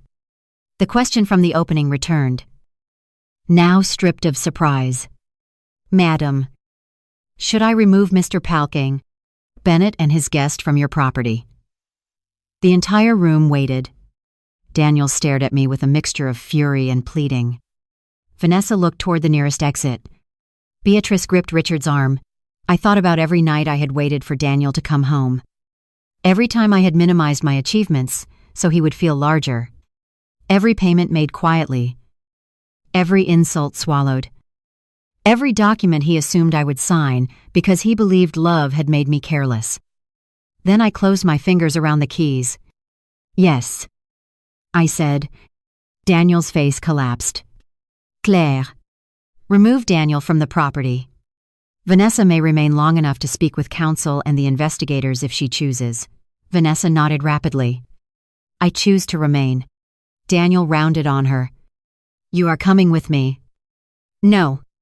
You do not understand what she is doing." Vanessa held up the email, showing his plan to blame her. "I understand exactly what you were doing." Daniel's voice rose. "I gave you everything. You gave me things purchased with her money. A murmur moved through the room. Daniel reached for Vanessa's arm. Security caught his wrist before he touched her. "That is enough," the chief said. 2 officers positioned themselves on either side of him. They did not drag him. They simply removed every direction except the one leading off the stage. Daniel looked toward his parents. "Do something." Richard stepped forward. Agent Ortiz raised one hand. "Mr. Bennett, I need you to remain available. We have questions regarding payments to your consulting entity." Richard stopped. Beatrice began crying. Not quietly, but theatrically. Pressing one hand to her chest. "This woman has destroyed our family," she announced. Nobody moved to comfort her. The club friends who had arrived beside her were staring at the payment slide. One slowly placed her champagne glass on the table and stepped away. Daniel was escorted down the center aisle. He had entered less than an hour earlier. The guests separated in silence. There was no applause. No laughter. Silence was worse. It forced him to hear the sound of his own shoes and the low mechanical clicks of phones recording his exit. When he reached the anniversary cake, he stopped. The lone sugar groom still stood at the top. Daniel looked at it. Then at me. "You think owning a building makes you powerful?" he called across the hall. "No," I answered. "Knowing when to close the door does." The security chief guided him forward. "Take him through the service entrance," I said. Daniel twisted around. "Why? You always said appearances mattered." A few guests gasped. Marcus did not smile. He nodded to security.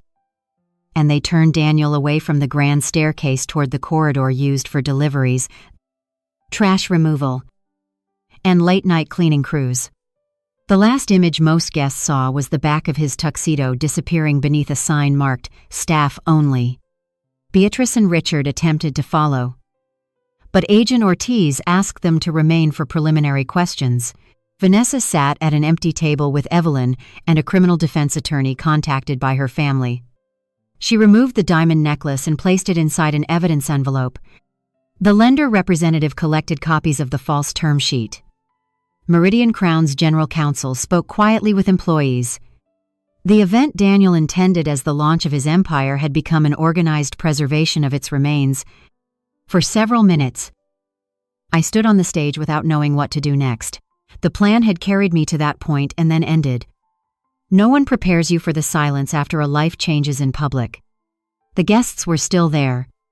The candles still burned. The first notes of the quartet's abandoned sheet music remained on their stands.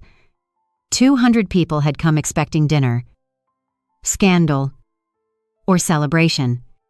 They had received all 3 end of W200. Marcus approached me. "We can clear the room." I looked at the servers waiting near the kitchen. Many had worked for Laurent House for years. Some had known my father during the restoration. They had prepared food for an anniversary that had turned into an investigation. Daniel had already taken enough from the night. "No," I said. "Serve dinner." Marcus studied me. "Are you sure the food is ready?" "The staff did their work.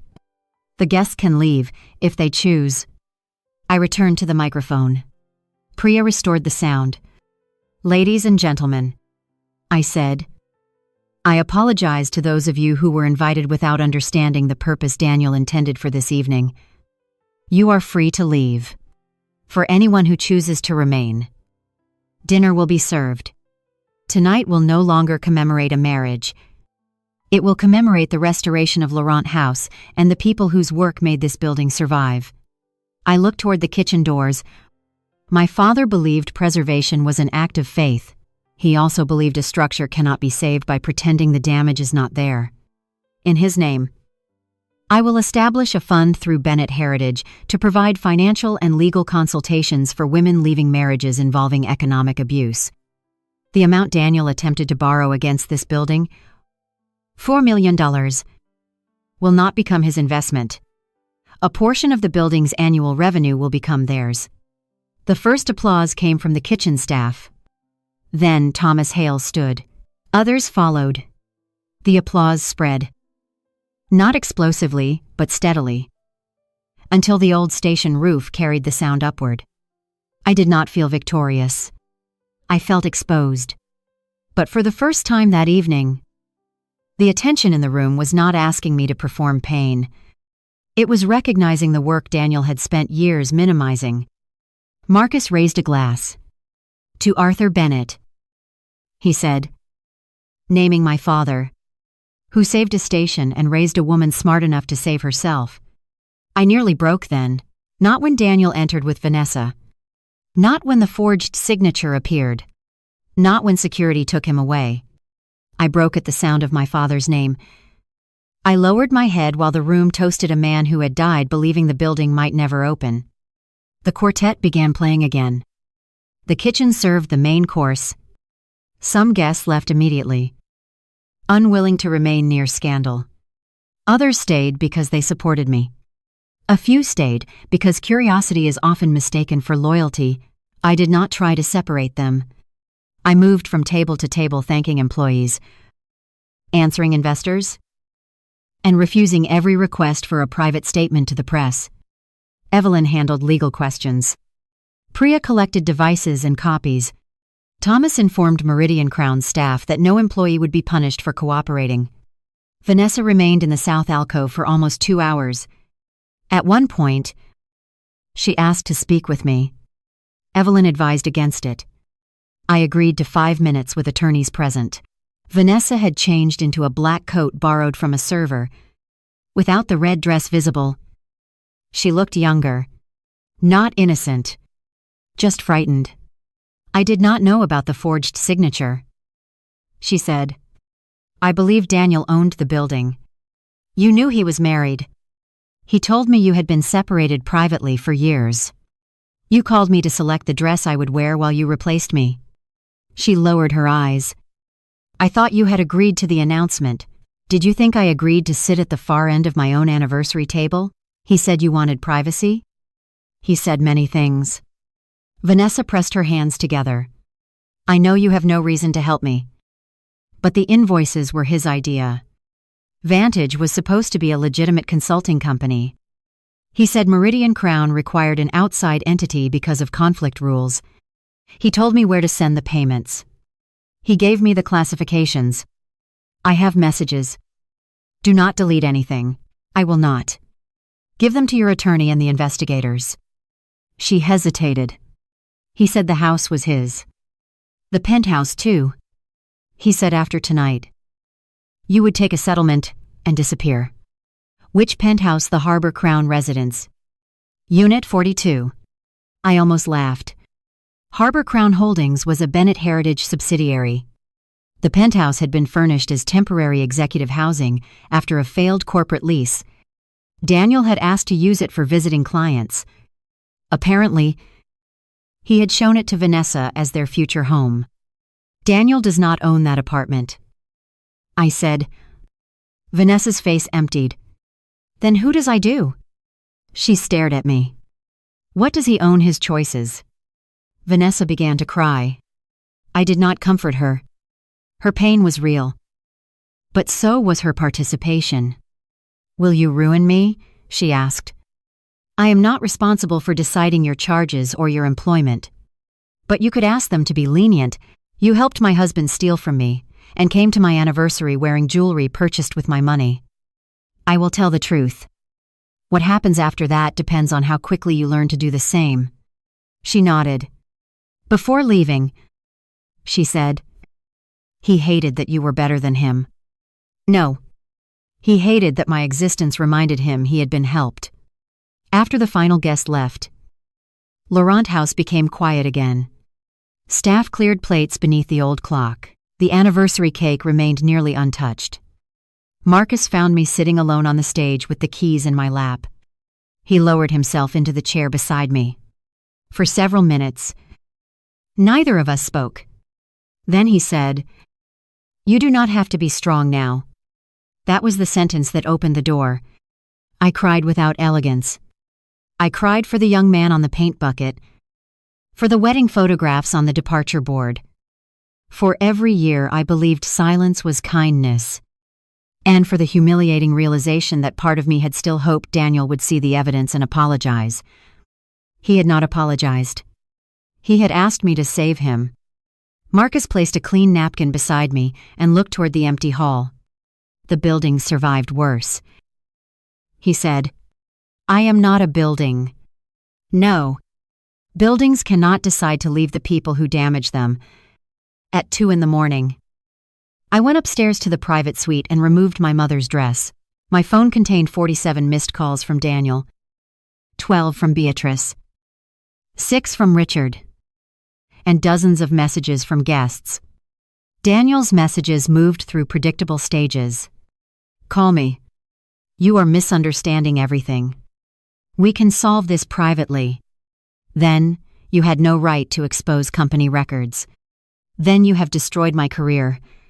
Finally, I know you are hurt. But 15 years deserves one conversation." I did not answer. Evelyn had filed the divorce petition electronically at 9:07 p.m. 3 minutes after Daniel confirmed his claim of authority over Laurent House. The petition, preservation orders, and request for exclusive use of the marital residence were already pending.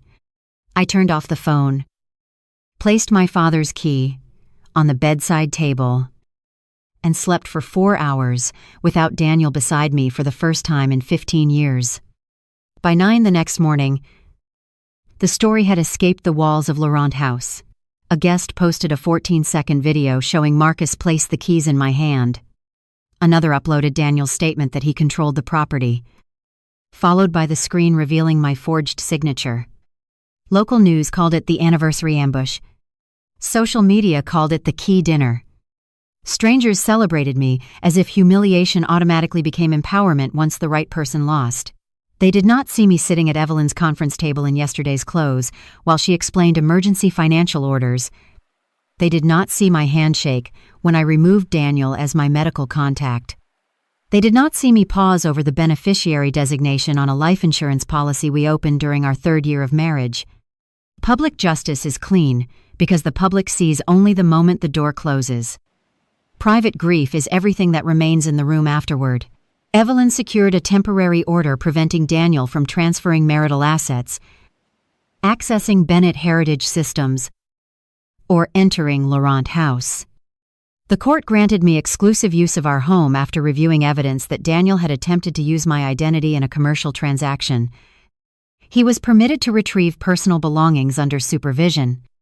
He did not come. Instead, his attorney sent a letter accusing me of orchestrating reputational harm, unlawfully recording private communications, alienating him from his employer, and concealing marital property. Evelyn read the letter once and placed it in a folder. "It is not a legal argument," she said. "It is a tantrum with letterhead." Daniel's first real consequence arrived from Meridian Crown. The board terminated him for cause after an internal review confirmed more than $600,000 in questionable reimbursements over 2 years. Some expenses were connected to Vanessa. Others funded family travel, private club fees, and consultants who performed no work. Daniel had not merely stolen to support an affair. He had built an entire lifestyle on money passing through systems he believed nobody would inspect. Meridian Crown referred the matter to prosecutors and sued for recovery. Thomas Hale called me after the board vote. "I should have seen it," he said. He was persuasive. "Persuasive people depend on decent people blaming themselves. The company benefited from your investment years ago. We also benefited from introductions you made for Daniel." He presented those relationships as his. "I know. Why did you let him?" I looked through my office window at the river. At first because I loved him. Later because correcting the story always caused a fight. Eventually the false version became easier for everyone. Thomas was quiet. "We will correct our records. Do it for the company. Not for me." Vanessa cooperated quickly.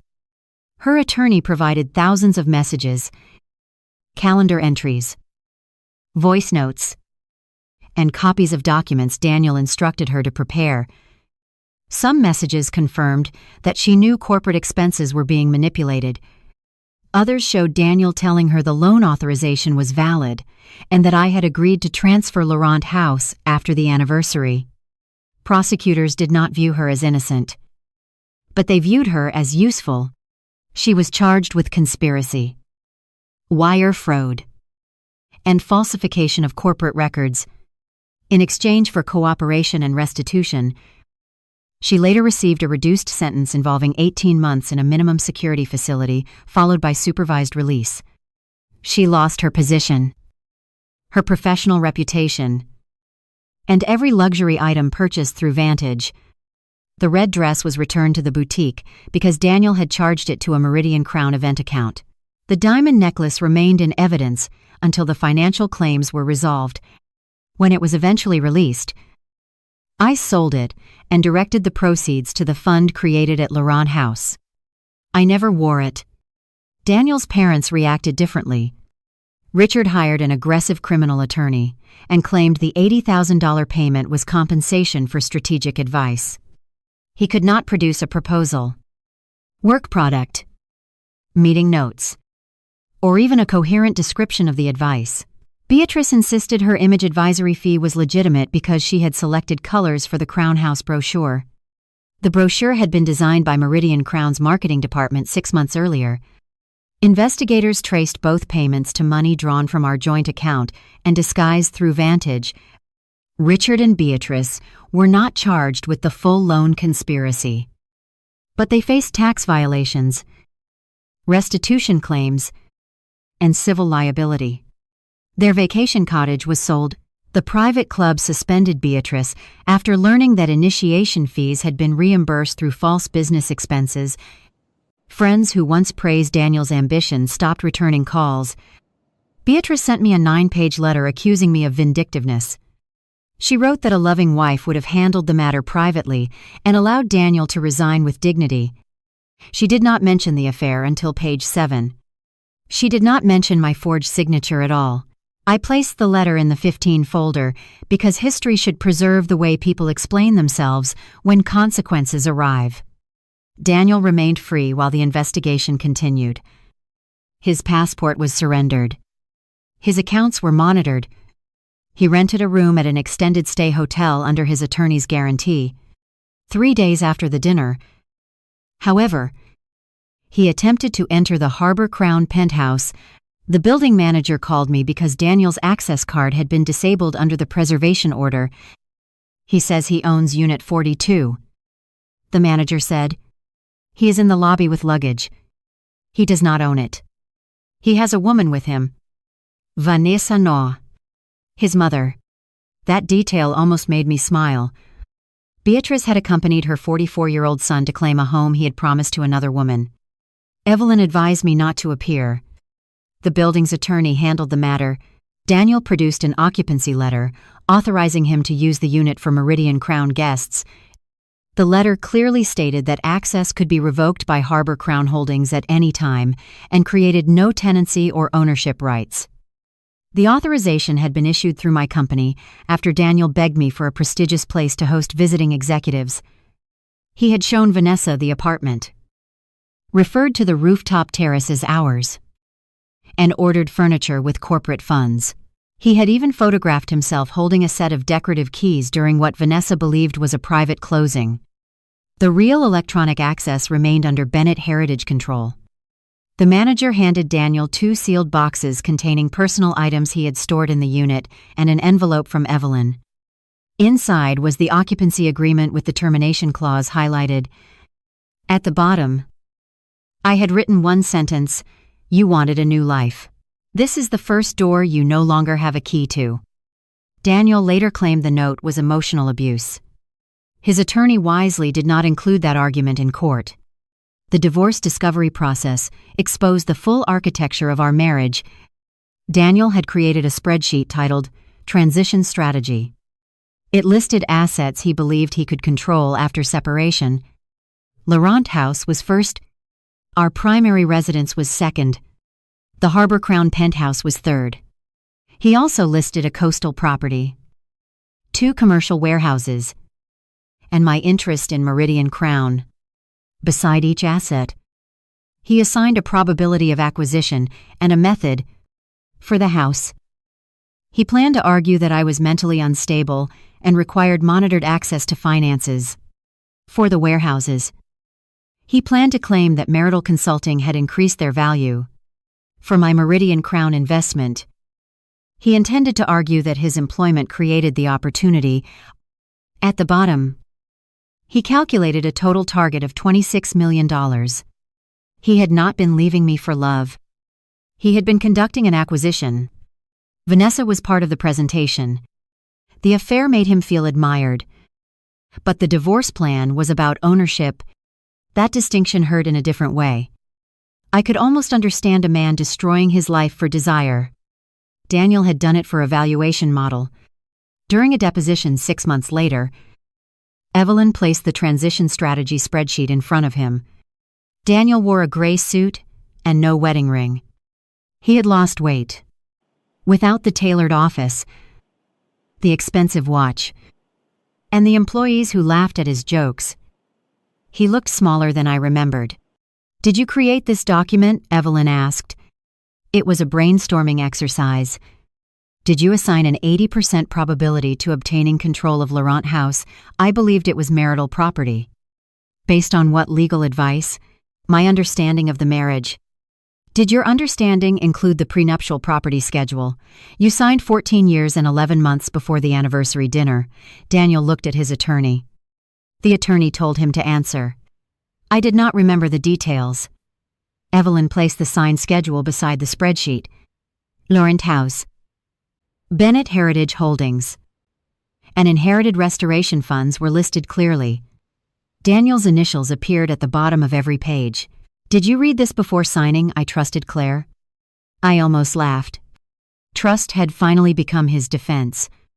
Evelyn did not smile. "Then why did you submit a different ownership certificate to the lender?" Vanessa prepared those documents. "On your instruction." She exceeded her authority. "You wrote that you planned to accuse her of exceeding her authority if the lender discovered the false certificate." Daniel shifted in his chair. "The email was hypothetical. Your entire defense appears to be hypothetical until a document records it. For 7 hours. He minimized. Forgot. Blamed. Redefined. And contradicted himself. I attended because Evelyn believed my presence would prevent him from rewriting the emotional history without resistance. He rarely looked at me. Near the end, my attorney asked why he brought Vanessa to the anniversary dinner. Daniel's answer was the closest he came to honesty. I needed Claire to understand it was over. Why in front of 200 guests she cared about appearances? I spoke before Evelyn could stop me. "You cared about appearances." Daniel finally met my eyes. "You would never have signed privately. So you intended to shame me until I did." I intended to create momentum. The same word he had used months earlier. Momentum. A polished name for pressure. Evelyn placed Vanessa's event schedule in front of him. "You intended to seat Mrs. Bennett away from the exit. Escort her to a monitored room. Surround her with your parents and counsel, and announce an agreement before she had signed it. Is that your definition of momentum?" Daniel looked down. I wanted the evening to end cleanly. "It did," I said. He flinched. The criminal case took nearly 18 months. Financial investigations move more slowly than public outrage. Accounts must be traced. Devices must be examined. Intent must be established. Daniel's attorneys argued that he believed he had implied permission to develop Laurent House and that Vanessa had handled technical filings. The evidence contradicted them. His messages described my resistance, his need for a clean signature, and the plan to use the anniversary announcement as leverage.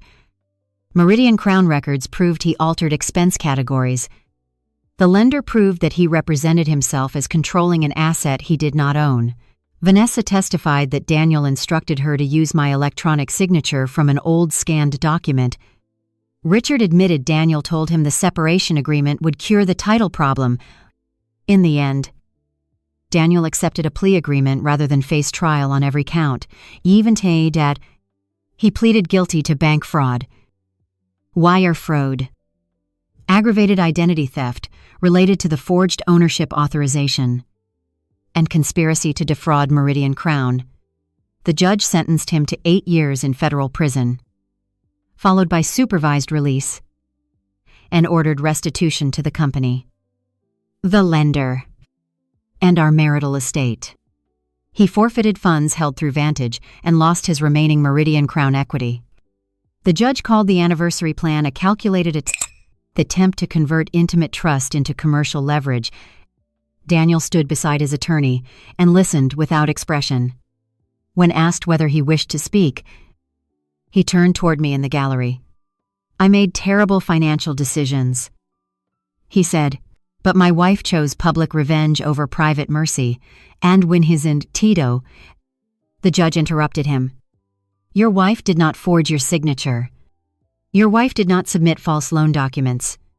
Your wife did not misuse company funds. The public nature of your exposure resulted from the public event you organized." Daniel looked away. That was the last time I saw him in person. The divorce concluded 2 months after sentencing. Because Laurent House and Bennett Heritage were separate property, they remained mine. Our primary residence was sold at my request. I could have kept it. But every room contained a version of myself waiting for Daniel to become grateful. I did not want to preserve that structure. After restitution and liabilities, Daniel's share of the remaining marital assets was modest. A portion went directly to legal fees and repayment orders.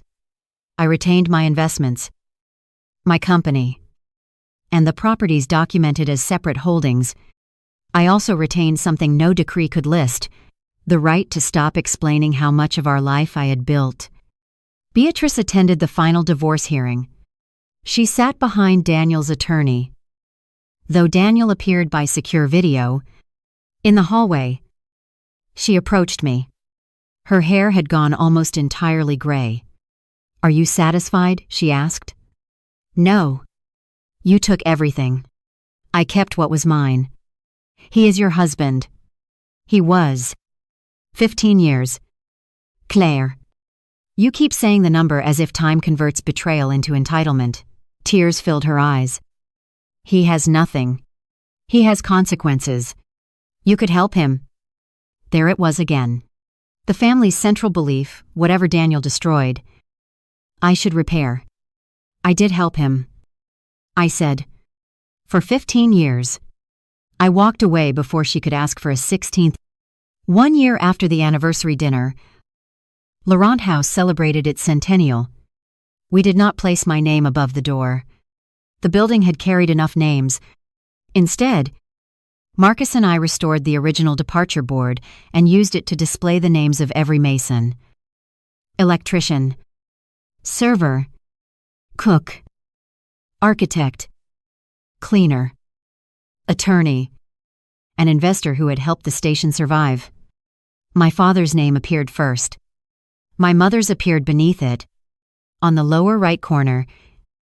In smaller letters, we added the Arthur Bennett Financial Independence Fund. The fund began with revenue from Laurent House, proceeds from the necklace, and several private donations from guests who had attended the dinner. Its purpose was practical. We did not offer inspirational slogans to women whose spouses controlled their accounts. We paid for forensic reviews, emergency legal consultations, temporary housing, credit reports, document recovery, and secure digital storage. The first woman we helped was a nurse whose husband had opened 6 credit cards in her name. The second was a restaurant manager whose spouse threatened to destroy immigration paperwork if she left. The third was a retired teacher who discovered that her home had been refinanced without her understanding. None of their stories looked like mine on the surface. Underneath, the mechanism was familiar. Someone had mistaken intimacy for access and access for ownership. I learned that economic abuse rarely begins with an empty bank account. It begins with small permissions. One partner handles the bills because it is easier. One password is shared. One signature is copied. One person stops asking questions because asking creates conflict. Over time, the person controlling the information begins controlling the reality. Daniel had not invented that pattern. He had simply believed my professional knowledge made me immune to it. It did not. Expertise can identify a trap, but love can still persuade you to stand inside it longer than you should. I spoke about that openly at the Centennial. For years, I had hidden behind the idea that privacy was dignity. Sometimes it is. Sometimes privacy protects the person causing harm. I did not reveal every intimate detail of the marriage, but I stopped pretending that success had made me invulnerable. I knew how to read contracts. I told the audience. I knew how to trace money. I knew how to protect a building from fraudulent liens. What I did not know was how easily a capable woman can become accustomed to being diminished in her own home. The first theft was not the money. The first theft was the story of who built our life. The room was quiet. No cameras waited for me to collapse. No husband stood nearby measuring my reaction. I spoke because the words belonged to me. Bennett Heritage grew after the scandal, though not because I wanted revenge success. Several investors who learned the truth approached us with historic properties that needed transparent management. We acquired an old courthouse, a waterfront warehouse, and a theater scheduled for demolition. I hired more staff and stopped introducing myself as a consultant. I was the founder and managing director. The first time I said the title at a public meeting, I heard Daniel's old voice in my mind calling the company a hobby. The voice faded before the meeting ended. Marcus continued operating Laurent House. He refused 3 offers from national restaurant groups and claimed retirement was a rumor spread by people who disliked his soup. We argued about budgets, menu expansion, and whether a 100-year-old freight room could support a bakery. Our arguments were direct, documented, and never cruel. Respect felt unfamiliar at first because I had spent so long mistaking tension for normal marriage. Evelyn became chair of the Financial Independence Fund. Priya designed a confidential checklist that helped clients identify hidden companies, unusual transfers, and credit activity. Thomas Hale resigned from Meridian Crown 2 years later and joined an ethics advisory board. He never asked me to forgive the company for missing Daniel's conduct. He helped build systems that made the same conduct harder to hide. Vanessa wrote me once from prison. The letter was 6 pages, handwritten on lined paper. She apologized for the affair, the anniversary plan, the invoices, the necklace, and the way she spoke to me on the phone. She did not ask me to forgive her. She wrote that Daniel had studied every insecurity she possessed and presented himself as the answer.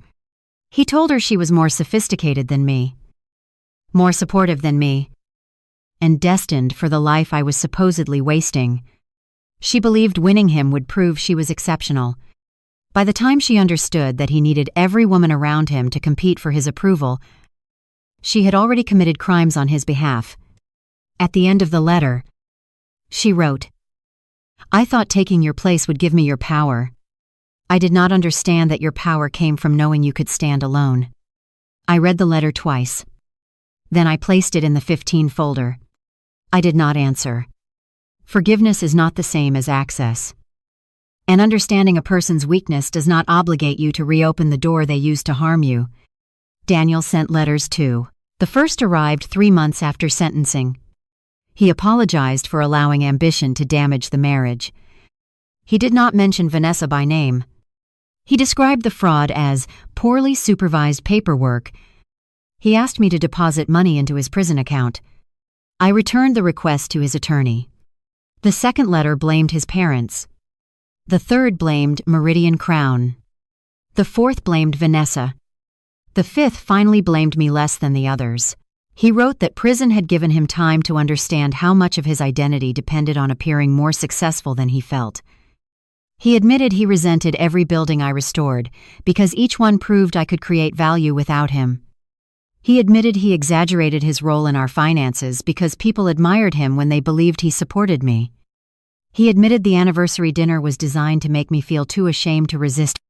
Then he wrote, "I did love you, but I hated how small I felt beside what you built." I sat in my office for a long time with the letter open. That sentence was probably the most honest thing Daniel ever gave me. It did not change the consequences. Love that requires another person to become smaller is not love capable of building a safe life. I placed the letter beside the others and closed the folder. 15 had begun as evidence. Eventually, it became an archive. I kept it not because I wanted to live inside the betrayal, but because memory becomes vulnerable when loneliness arrives. There were nights when I missed Daniel. Not the man at the anniversary dinner. The younger man at the construction site. The husband who once held my hand through my mother's funeral. The person who knew how I took my coffee and could make me laugh during power outages. Missing those moments did not mean I wanted the marriage back. It meant the marriage contained real moments before it became unsafe. People often demand a simple story after betrayal. They want the husband to have always been a monster and the wife to have always been strong. Real life is harder. Daniel was once generous. I was once trusting. He changed through thousands of choices. I stayed through thousands of warnings. Strength did not arrive as a permanent trait. It arrived as a decision I had to make repeatedly. Sometimes while crying. Sometimes while signing documents. Sometimes while refusing to answer a letter. I sold our marital home and moved into a restored apartment above the old courthouse acquired by Bennett Heritage.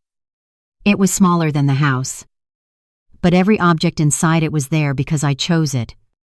I kept my mother's navy dress in a cedar closet. I kept my father's toolbox beside the drafting table. I mounted the original brass key from Laurent House inside a simple shadow box near the entrance. Beneath it, I placed no plaque. I did not need to explain it to visitors. On quiet mornings, sunlight passed through the courthouse windows and spread across the wooden floors. For years, silence in my home meant Daniel was withholding affection or preparing an accusation. In the apartment, silence became space. I learned to cook for one without treating the meal as evidence of failure. I learned to attend events without scanning the room for Daniel's approval. I learned that nobody died when I corrected someone who minimized my work. I learned to say, "That is my company," without adding, "But it is not a big deal." 16 months after the dinner, Marcus introduced me to Gabriel Ward, a widowed architect working on the courthouse restoration. Gabriel was 46. Patient. And more interested in the building's original ventilation system than in my divorce. We had coffee, then another coffee. He did not rescue me. He did not hand me a new identity. We disagreed about windows and laughed about contractors. When he asked whether I wanted dinner, I said I was not ready. He answered, "Then coffee is enough." That response taught me more about respect than any expensive anniversary gift Daniel had ever purchased. Months later, I accepted dinner. Nothing dramatic happened. That was the beauty of it. My life no longer required humiliation, followed by rescue to feel meaningful. The most important relationship I rebuilt was the one with myself. On the second anniversary of the key dinner, the fund hosted a private workshop at Laurent House. 27 women sat in the clock room, where Daniel had once planned to pressure me into signing away my property. Evelyn taught them how to preserve documents. Priya explained account alerts. A family law attorney described emergency orders. I spoke last. I held up the old brass key and told them what my father had said. A key does not make you powerful. Knowing which doors should stay closed does. One woman raised her hand. She was in her 50s, wearing a nurse's uniform because she had come directly from work. "How did you know when to close the door?" she asked. I considered giving an elegant answer. The truth was less elegant. I knew long before I acted. I said, "Most of us do. We wait because we want more proof." Because we remember who the person used to be. Because leaving is expensive. Because the children are watching. Because the family will blame us. Because we are embarrassed. Or because part of us still hopes the next apology will be real. The important question is not why you waited. The important question is, what information, support, and safety you need now. She nodded and began to cry. The woman beside her took her hand. In that room, the site of my intended humiliation became a place where no one had to perform strength alone. That transformation mattered more than seeing Daniel escorted through the service entrance. Revenge is satisfying for a moment. Ownership of your future lasts longer. There were still people who believed I had gone too far. Beatrice gave an interview to a small society magazine and said I used wealth to punish a husband for falling in love. The article omitted the forged signature, corporate theft, and loan fraud. It described Vanessa as Daniel's companion and me as a secretive property heiress. I could have sued. Evelyn advised that the statements were misleading but unlikely to create meaningful damage. I let the article remain. Not every lie deserves your energy. Some lies reveal more about the speaker than a correction ever could. Richard attempted to rebuild his consulting business. Search results connected his name to Vantage Payments.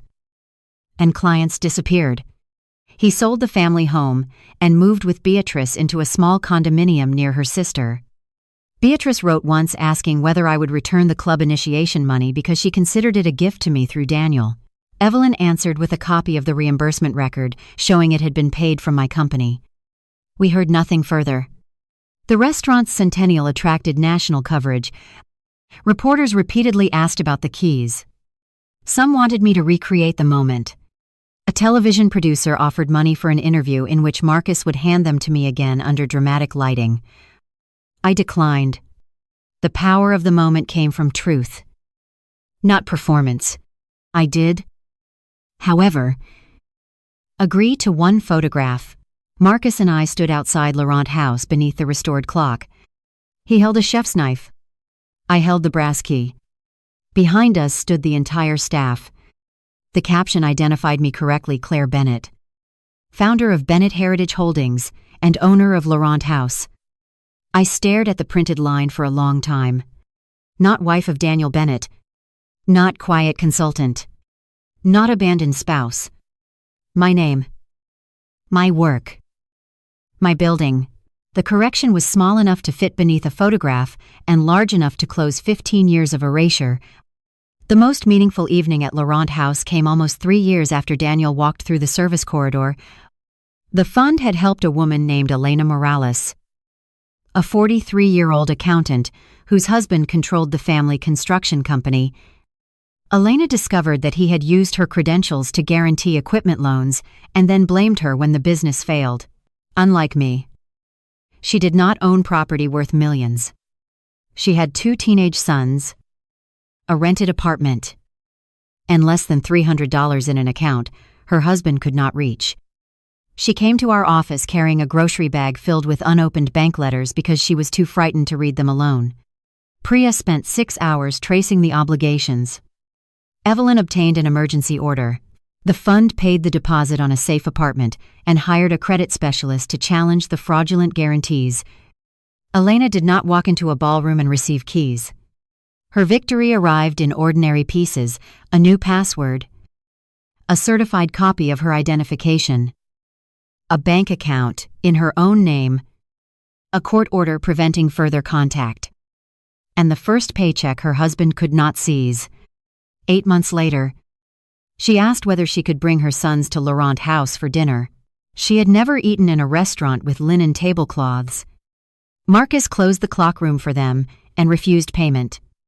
Elena arrived wearing a blue dress borrowed from her sister. Her sons wore shirts that were slightly too large. Before dessert, she placed a small brass key on the table. It belonged to the apartment she had just leased. "I know it is not a building like yours," she said. "It is 1 bedroom, and the radiator makes a terrible noise." I held the key. "Does the door lock?" "Yes." "Can he enter?" "No." Then it is exactly the kind of building that matters. Her oldest son began crying before she did.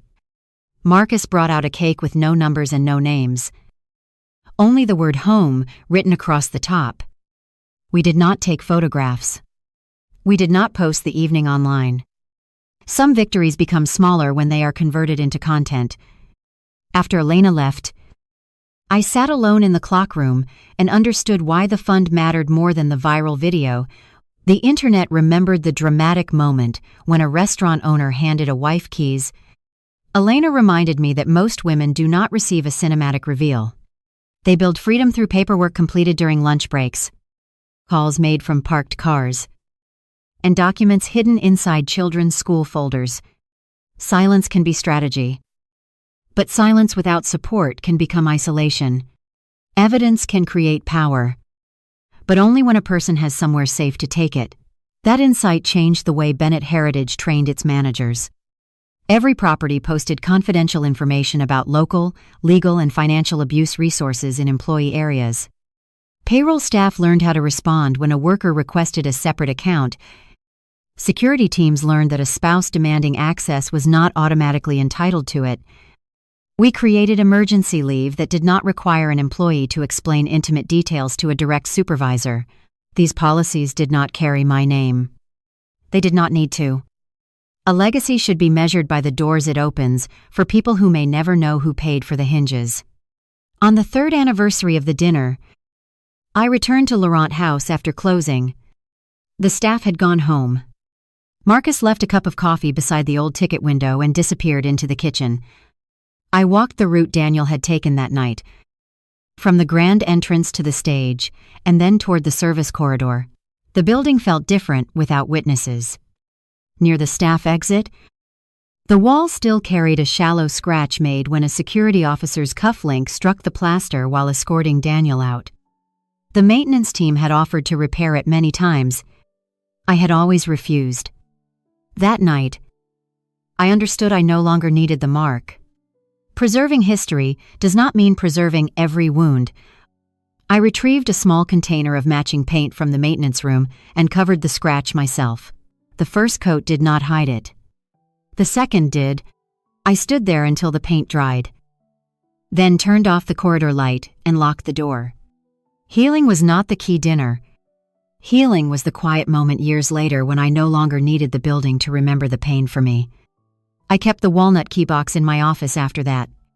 It no longer represented the night Daniel lost access. It represented every decision that followed the first honest title I used. The first account the fund protected. The first room I entered without apologizing for taking up space. Visitors sometimes asked why an old set of keys sat beside contracts worth millions. I told them the contracts described ownership, but the keys reminded me to exercise it. Rights that are never used can begin to feel theoretical. Boundaries that are never enforced become invitations. The lesson was not to suspect every person you love or hide every asset behind locked doors. The lesson was to remain present in your own life. Read what carries your name.